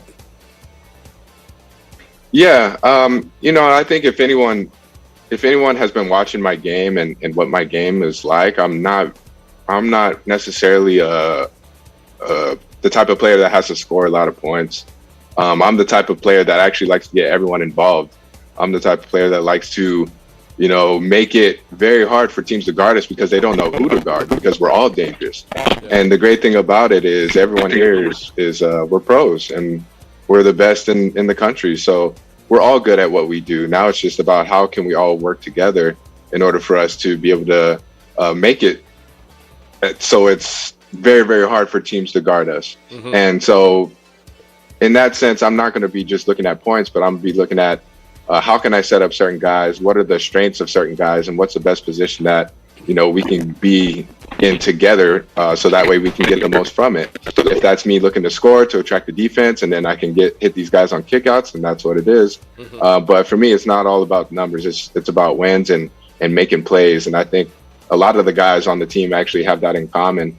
When you see guys like Scotty, he's not a big time scorer. I mean, he's not known for his scoring. He can score, yes, but his thing is making plays for his teammates and making his team better. And I think when you've got a lot of guys like that, it's very, very dangerous because now we're all making each other better, and now we're all dangerous. And I think that's what's the fun part, because this is basically an all-star team, right? And it's being able to respect everyone's talents and everyone's abilities, and again, like I said, it's about how we can put it together and work together to get wins. You're finally going to be under Coach Shot and Coach Tim, both coaches who are obviously some of the biggest names in Philippine coaching. Your first impressions about the two of them? Coach Shot, he definitely has a lot of basketball knowledge. He's a great guy. I've had a lot of conversations with him outside the court, I've actually been invited to his house in the past when I was in Aldin Ayo still, to have dinner with him for Christmas and things like that. He was very open to having me at his house and, just chatting about basketball and life and where this can all go. And I still remember just being very, very young and full of energy and full of dreams coming to the Philippines for the very first time. And Coach Chot mentioned to me that one of his goals was to try to get me on Gilas. And who would have thought that it's 10 years later that that dream is finally coming true. So Coach Chot, I'm super excited to learn from him. I'm actually by his side all the time at practice, constantly asking him questions, how he likes to run his system, because it's different when you're watching on film and you're kind of going against that team. Right. Same goes for Coach Tim. I love his level of detail. I knew he was very detail oriented, but I love the level of detail, how he talks about the game, the things he points out, and I think it's all of those small details that makes him the coach that he is, and it's him bringing those details to his players and to his organizations that makes him being able to win games. And I think that says a lot. And of course, he's one of the guys that I've been wanting to learn from for a long time as well. Just a brief tangent. There was a time that me and Coach Tim were on the same plane ride going back to the States. This was after one of the championships. And we actually sat next to each other on the plane. So couldn't really avoid him or anything like that after a loss. Of course, he's happy. He has his family with him. But, that was the time that I did ask him, hey, Coach, I know we're competitors, but, where do you see that I can be a better player? Where can I improve? Wow. And that was after our first championship run. Wow. And he said, I want you to be a better leader. Wow. And I really took that to heart. Wow. I really took that to heart, and I made that part of my focus to try to become a leader from Meralco and try to be that leader in that floor general. And those words have stuck with me ever since, even though we still lost to them. That's still a piece of advice that I apply to my life and my game every single day. So I got the most respect for the both of those coaches. I'm excited to keep learning more. Wow, that's such a revelation. Getting that from you directly, that that kind of advice came from Coach Tim. Chris, you are playing with an NBA caliber player, Sixth Man of the Year awardee in the NBA. What are you most looking forward to in playing with Jordan Clarkson? Oh, I'm super excited to play with JC, just to get to talk to him and hear his experiences. Of course, I want to ask him a lot of those Kobe stories that he has. Kobe was one of my favorite guys, and of course, I watched JC when he was on the Lakers. So I would definitely ask him a lot of things that he learned from his veterans, playing with Kobe, playing with LeBron. What are they like? How do they view the game? And then, of course, to just get to know his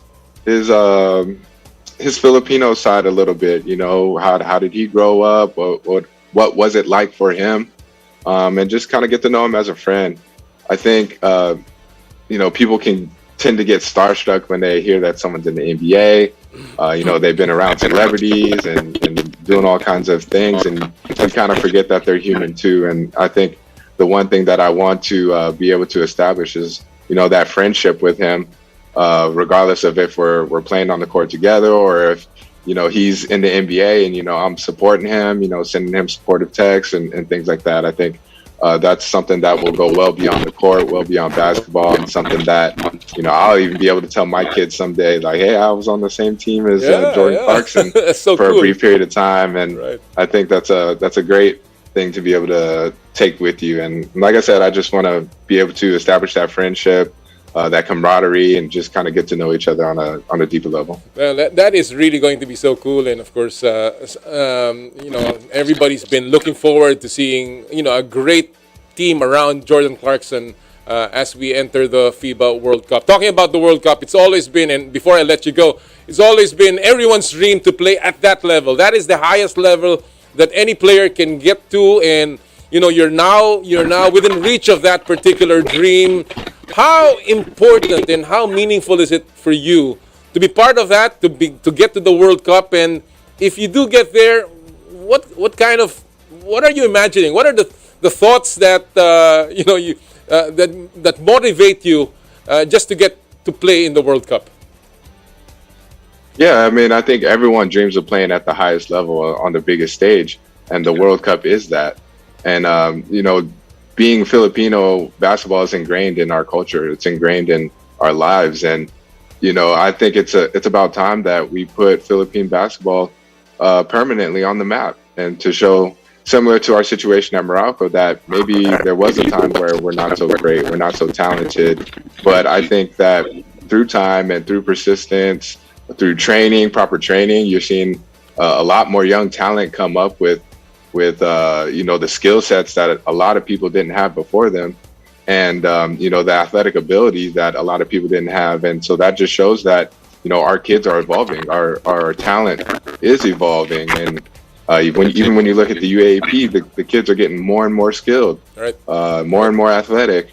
And so as long as we nurture that culture, as long as we nurture the training and stay on top of the training and try to provide as much of the best training and collectively try to get the best basketball minds around us at an earlier stage, because that's exactly what's happening in other leagues. You got guys going into the NBA at 18, 19 years old. And so if we can establish that culture as early as now, and of course the previous Gilas teams have already started knocking down that door for us, and I think, like I said, I want to be able to establish a permanent presence in the world stage. And that's not just once, but of course we have to take it one at a time, but it's not just once. But my dream is to be able to have the Philippines in the World Cup multiple years in a row. And I think that'll eventually show that, we really deserve to be there, and we're a serious contender when it comes to basketball. Well, we all share that dream, and now that you're there, we're looking forward to you helping us get to that next level, definitely in Philippine basketball. Chris, good luck. Whether you make it or not, it has been an honor for you to be part of the pool, and we look forward to seeing you again in the national team colors. Thank you so much for joining us this morning. Yeah, thank you, Kam. Nice to be on the show. Appreciate you. Maraming salamat. Mga kaibigan, Chris Newsome, ang Gilas hopeful, and of course, looking forward to his playing sa national team. Wow. Sayang at hindi natin nakuha si Jamie Malonzo. We were trying to get in touch with him. He committed to join us today, but maybe something came up. But we still are hoping that one time we can have a chat naman with Jamie Malonzo. Alright mga kaibigan, tayo po yung magbe-break. Maikli lamang, babalik po kami. Makakasama natin mamaya si Coach Aldin Ayo sa In the Spotlight. Ang oras po natin, 9:34 ng umaga. Age 50 and up is the new bagets. Kaya I make sure I can keep doing the things I love. Workouts with my wife, gimmick with the barkada, outings with the family. Thanks to Nestle Boost Optimum with high-quality protein na lakas makaboost ng strength in as early as 6 weeks with 4 servings a day and proper diet and exercise. May boost pa sa immunity and digestive health. Para ready sa next adventure, tara let's boost it! Nestle Boost Optimum. Lakas makabagets! DG, SB, give the SB combo quiz a try. Large coffee and plastic donut. 99. Stell, premium donut and large coffee. Hot orange. Oh my. Large coffee and bun which 140. Just Dunkin' yan, had a rice choco. 120. Show Ken. Premium and classic munchkins for 120. The SB combo quiz a try. See posters and print ads for details. Promo runs from August 19, 2022 to December 31, 2022. Bibida Fair Trade Permit number FTEB 147309 series of 2022. Dunkin, pasalubong ng bayan. Melgiang ko po, Pilipinas. Bakit iba ang Rhea Generics? Ang Rhea Generics ay isang pangako na ang pangkaraniwang Pilipino ay magkaroon ng kakayahang bumili ng mga tunay na world-class na kalidad na gamot. Kapartner namin ang mga kilalang eksperto sa buong mundo. Kaya maaasahan mo na ang kalidad, husay at bisa ng Rhea Generics ay kapareho ng mga branded na gamot. Kanyan tumupad ng pangako ang Rhea Generics. Ang galing ng mundo, dinala sa Pilipino. Rhea, basta kalusugan, maaasahan mo. Ang Rhea Generics ay gawa ng Pfizer, Viatris, Sanofi, GSK, Otsuka, Merck, sina, AstraZeneca, OEP Philippines, Lundbeck at Boehringer Ingelheim. If symptoms persist, consult your doctor. Rhea Generics. Rhea, basta kalusugan, maaasahan mo.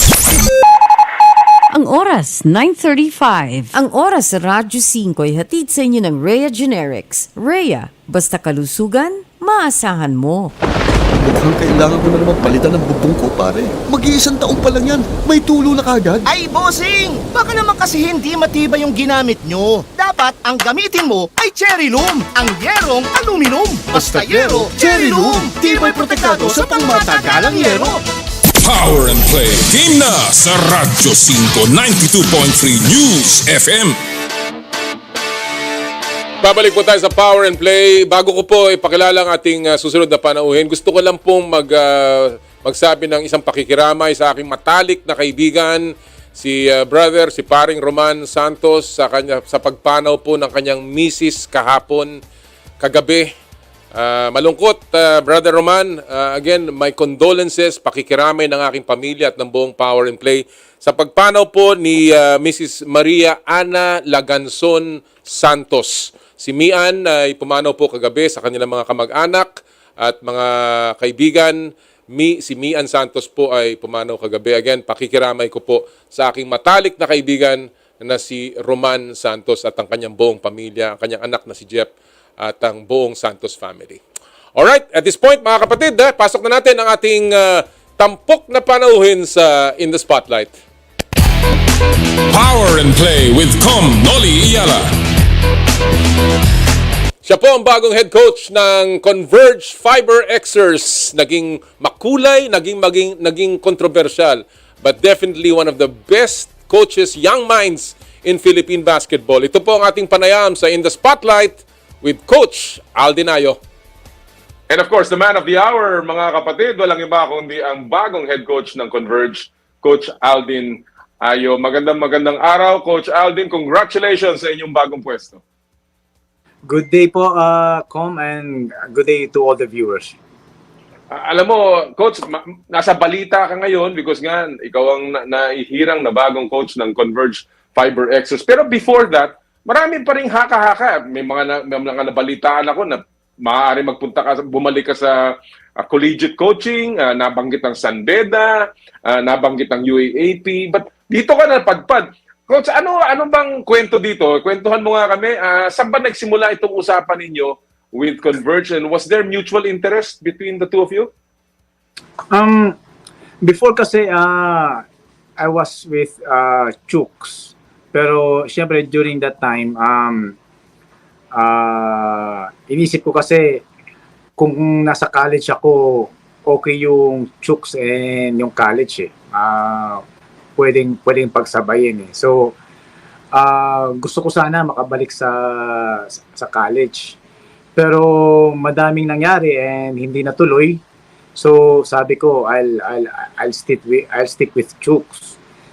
Kaya lang nung time na merong mga nangyari, especially yung nangyari kay Mama, yung time na naisipan ko na magpahinga muna kasi I have to take care of my mom. So, yun. Nung napahinga, tapos wala akong ginagawa, nandito lang ako kay Mama. Tapos, ilalagaan ko lang siya. Yun yung time na nag-contact sa akin yung Converge, si Boss Dennis. And sabi ko, hindi ko pa sigurado kasi siyempre priority natin yung family natin, priority ko si Mama. So I have to consult with her. Pero last week kasi masyadong mabilis po yung nangyari na hindi ko pa nakakausap si Mama, wala pang hindi ko pa alam kung ano nangyari. Tapos lumabas sa social media. Hindi ko alam kung paano ko i-handle yun. And sabi ko nga, ano ko gagawin ko? Pero yung gabi na mismo na yon, I talked to her, I talked to my mother, pero hindi niya pa naiisip yun. Nagkikimo kasi. So the following day, I talked to her again. Tapos yun, sinabi niya sa akin, sige, kaysa naman, nakikita ka na palagi nakaupo dito, wala kang ginagawa, alam ko naman na gustong-gusto mong makapagbalik sa pag-coach, especially PBA yan. Gusto kitang makitang mag-coach dyan. Wow. Sabi sa sige, pwede naman, okay lang din naman sa akin. So, yun, yun po nangyari ko. So talagang may basbas ng mama mo And in fact, siguro yun ang motivation mo, no? Maiaalay ulit sa mother mo ang pagbabalik mo sa coaching. Pero si Boss Dennis mismo ang kumontak sa iyo. What an experience. Ano ang naitanong sa iyo ni Boss Dennis, Coach Aldin? At ano nag-convince sa iyo na bumalik at converge ang tanggaping offer?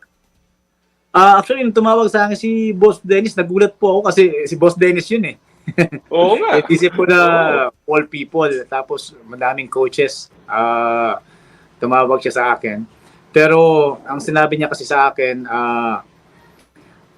bata yung mga teams, bata yung mga players namin, and we are new dito sa PBA. Kung interesado ka, okay sa amin. Gusto ko namin kunin. Yun po. Kunti lang naman sinasabi ni Boss Dennis, direct to the point, right? Direct to the point eh. And right away, convinced ka? Tinanggap mo ba right away o medyo may panahon ka munang hiningi after nakausap mo mama? Ilang araw bago ka tumanggap? Yung araw na mismo na yun, sabi ko, pag-isipan ko po. Kasi I have to talk to my mom. Pero after talking to my mom the following day, tinanggap mo na? Na-inform ko po sila. Wow. Alright. Una-una, how long is your contract with Converge? More than 2 years po. More than 2 years? More than 2 years po yung binigay sa akin. Okay. Consider kasi dun, yung bata pa yung team namin, and kailangan i-develop. So, yun ang napagkasunduan po. And of course, you're coming into the team sa gitna ng season dahil tapos na tayo sa Philippine Cup at ito na yung second conference ng ating current season. Coach, meron bang nakadikit na mga kondisyones sa iyong pagtanggap? Halimbawa, autonomy sa mga trades, sa mga draft, ikaw ba dapat makonsulta? Is there an agreement or at least na pag-usapan ba yan kung ano magiging role mo sa pagbuo, sa pagpapalaki ng team? So pag-coach lang siguro. Kasi regarding sa movements ng mga players, I leave that to our governor, kay Attorney Chito Salud, and kay Boss Albert. So, nasa kanila po yun. Sa akin naman po kung ano yung nandyan, yun ang tatrabahuin ko. Yun ang susubukan namin pagalingin, and hopefully maging maganda yung resulta. Alam mo, I was very impressed with Converge sa kanilang first conference. Alam naman natin na galing ito from Alaska, karamihan ng players, and napakaganda ng kanilang ipinakita. Although, of course, medyo may mga pagkakulang. No? They finished 5-6 sa Philippine Cup, pumasok sa playoffs, pero again, dahil doon sa twice to beat, hindi nila natalo ang talk and text. What do you like? Sabi mo nga kanina, marami sa mga players, bata, and of course, may mga players din naman dyan na kilalang-kilala mo na dahil nahawakan mo na itong mga to. Ano ang gusto mo sa current roster ng Converge, Coach? Ay, yun, exactly kung ano sinabi niyo, na bata, tapos madami akong former players. Kasi inisip ko kasi yung transition, bagong coach tayo, tapos PBA pa. So, ang inisip ko agad yung adjustment, kung paano makapag-adjust sa environment ng PBA. So, yun po ang mga factors na kinonsider ko, and alam ko na makatulong sa amin. Before we went on air, nabanggit mo na nagpa-practice na kayo, nakasama mo na ang Converge for several practices. When you look at this team, Coach, ano naman ang nakikita mong, and of course, obviously, napanood mo yan, sumusunod ka sa mga laro ng PBA. Ano ang nakikita mo namang siguro dapat na improve? Areas that you are focusing on sa panig ng Fiber Xers? Nagkaroon na kami ng 7 practices. Tapos, pang 8 bukas. After 7 practices, maganda yung response ng mga players. They're participating very well. And kung ano sinasabi namin, ginagawa ng mga players. Pero, yun nga, bata. So, para kaming nasa classroom palagi. So, we're laying down the foundation of our system. And ang pinapakiusap ko sa mga players na kung pwede maging patient kasi we just want to be sure na yung mga maliliit na bagay na nadadaanan. Although kung titingnan siguro nila na napaka-elementary nung approach, pero na-appreciate naman ng mga players na alam nila na makakatulong sa amin. So, for the past 7 practices, very optimistic kami. Very positive yung mood na lahat gusto magtrabaho na maayos. Alam mo, you have always been known, Coach, in the collegiate leagues, even sa Chooks to Go, as a very unorthodox coach, no? And of course, ang emphasis mo was always on defense, although you've also been known very well for developing a lot of the offense of some of the big stars today. Ano ang klase ng koponan na gusto mong i-construct dyan sa Converge, Coach? What kind of team are you building dito sa team na to? Well, first, we want to capitalize dun sa pagiging bata ng mga players. Yung youth, kasi kami pinakabata eh. So, meron kami na wala sa ibang team. Although, pwedeng maging positive yan, pwedeng maging negative. Yung positive yan, for sure, maging responsive and makikinig and kung anong papagawa mo, gagawin. And yung medyo hindi maganda, syempre yung lack of experience. Which is, sabi ko sa ngasa nila, kahit bata tayo, as long as disiplinado tayo, tapos fundamentally sound tayo, may chance. Tapos, syempre yung pag-develop ng mga players. Ang iniisip ko kasi, since mga bata, willing to learn, so nagkakaroon kami ng mga extra practices na ma-develop, mahon yung skills ng mga players. Although these players are talented. Oo. Kaya lang kung i-compare mo kasi sa ibang teams, alam namin na nasa ibang level yung ibang teams in terms of talents. So siguro if there's one thing na dapat namin gawin, we have to cope up with that, na kung ano yung kulang, matrabaho namin para at least makapag-compete kami doon sa mga teams na nandito taas. Alright, let's talk about the players, no, Coach, in particular, no?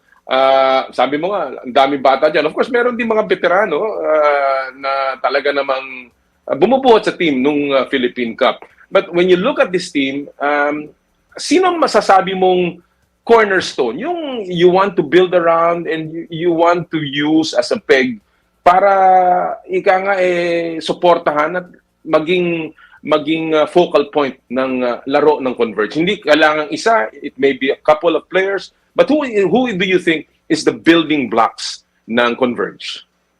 Well, to be honest with you, nakaka 7 practices pa lang kami. Hindi ko pa naiisip kung sino eh. Kasi dun sa orientation namin, I told the players that it will be an equal opportunity for them.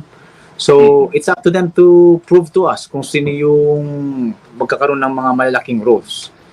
Although may mga, syempre, may mga holdovers doon na nagkala na rin naman, sina JT, sina Abu, sina Tyrus, si Kerax, being the veteran. Oo. Si Kerax yung pinakamatanda sa mga players eh. He's 31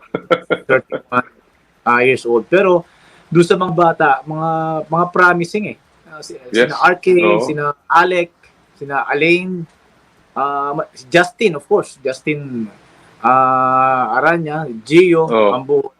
Pero kung sino yung magiging cornerstone ng team, hindi ko pa nakikita kasi very, very general yung approach ko ngayon eh. I mean, from number 1 to until the 16th player that we have, although wala pa kasi si Mav eh. Right now, yung attention namin nandun sa 15 players and wala kaming kung sinong bigyan ng attention o ano. Lahat yun fair. We're giving them equal opportunity.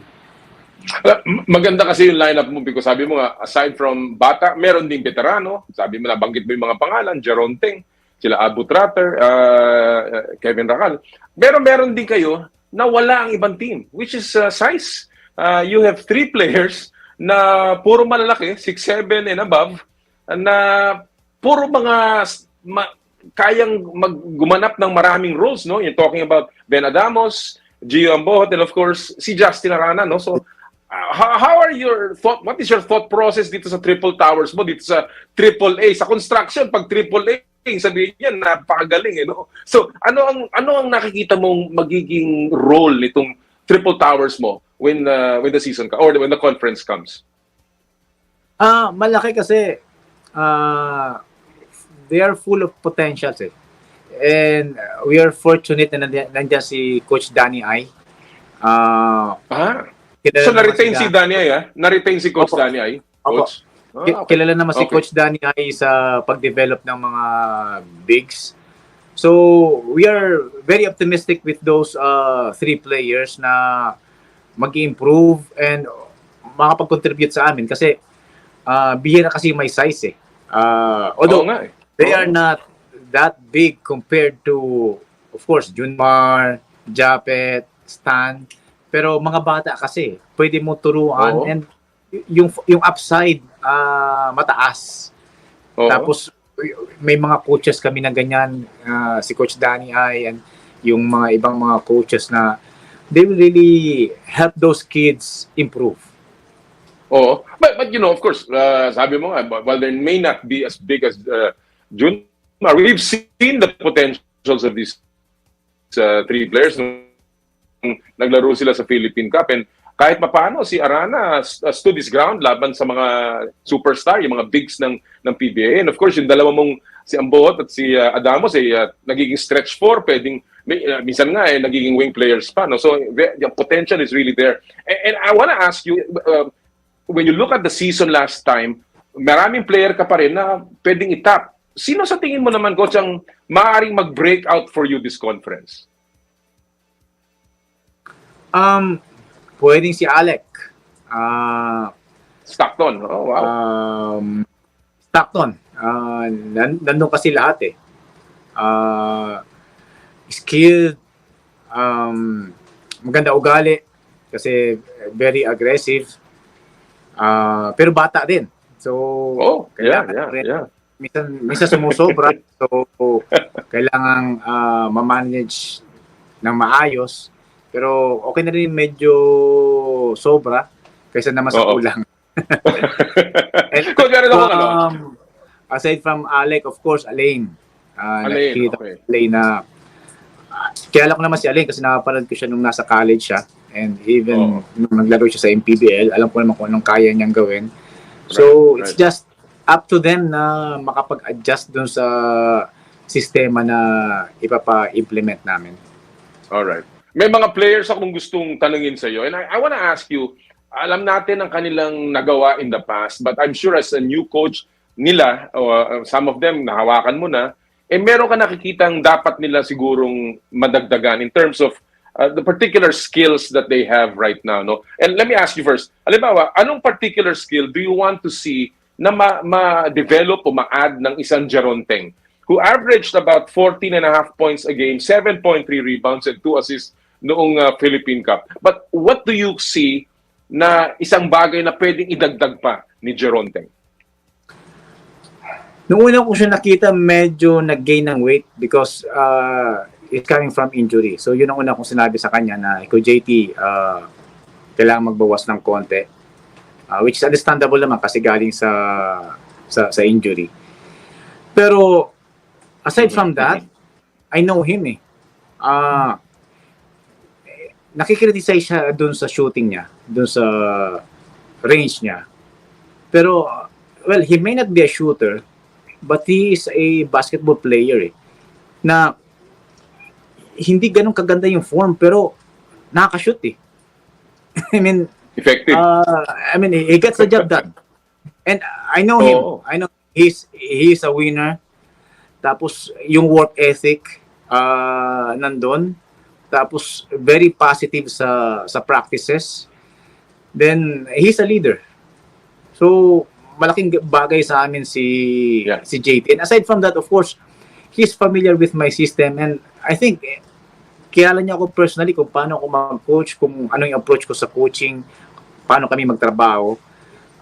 He knows that eh. Kaya nga, wala akong masabi in terms of work ethic, and wala akong masabi kung paano niya i-accept yung sistema namin. Alright. Let's talk about Abu Tratter. Nahawakan mo rin siya. I-average last conference, 9.1 points a game. Only 60% from the free throw line, 1.3 rebounds and 1.3 rebounds. 5.4 rebounds per game. What do you want to add to his skill level, coach, para kay Abu? Sa lahat ng players ko doon sa Lasal noong 2016, si Abu kasi yung talagang very connected sa akin.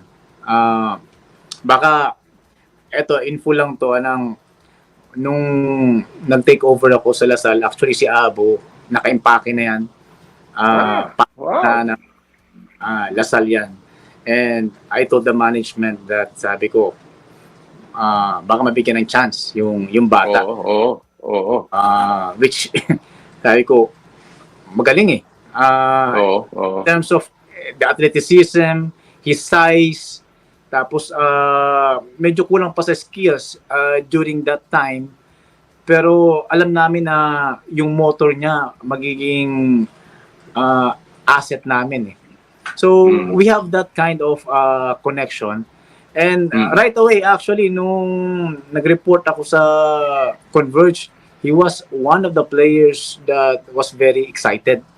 Kasi alam niyo kung anong meron. But the first thing that I told him, I said to him, sabi ko, well, you're a little bit overweight also.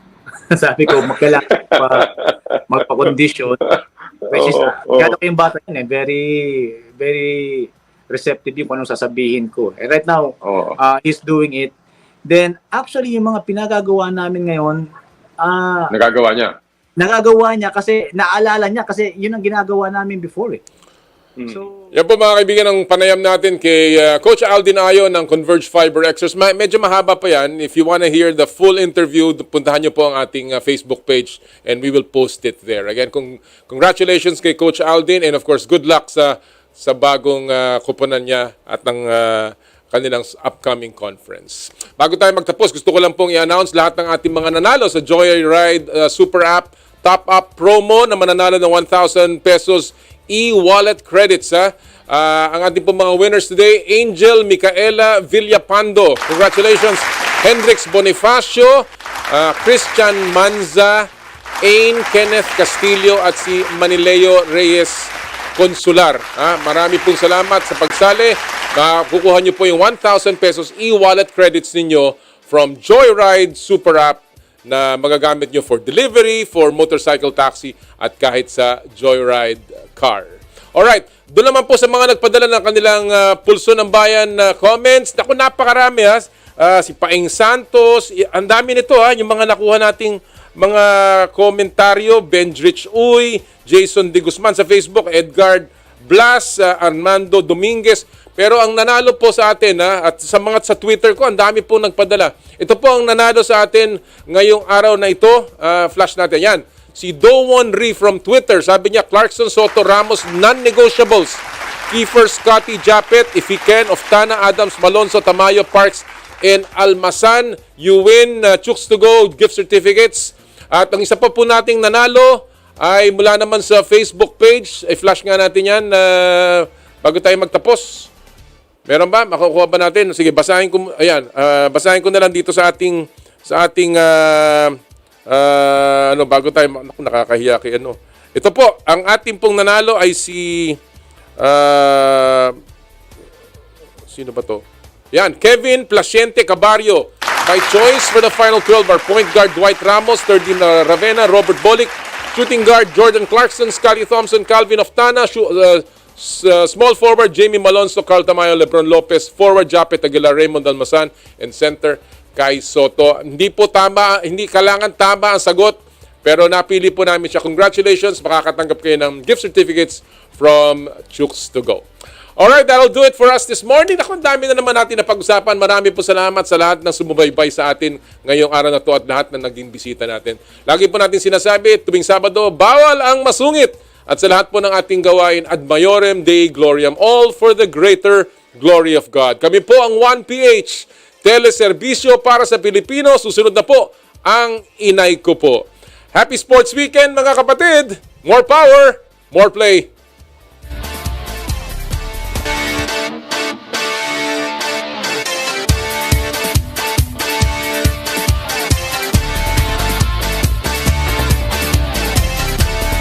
Sa kapwa ko Pilipino, ipagmalaki ang galing na meron tayo. Ilantad ang likas nating talento at magdala ng saya sa mundo. Sa harap ng pagsubok ay di susuko. Para sa pangarap tayo'y porsigido. Magpakitang gilas na at magpapatalo. Ipagdiwang natin ang Pilipino. Yan ang Pinoy. Mula noon at hanggang ngayon, talento natin ang bida. Mula sa simpleng bakuran hanggang entablado natin ipakita. May pagsubok man ng Pinoy, pinalalakas ng saya. San man tayo sa pulo, Chumbe, Sibay, Lakay, Amiga. Sama-samang pakita ang galing natin katropa. Sa kapwa ko Pilipino.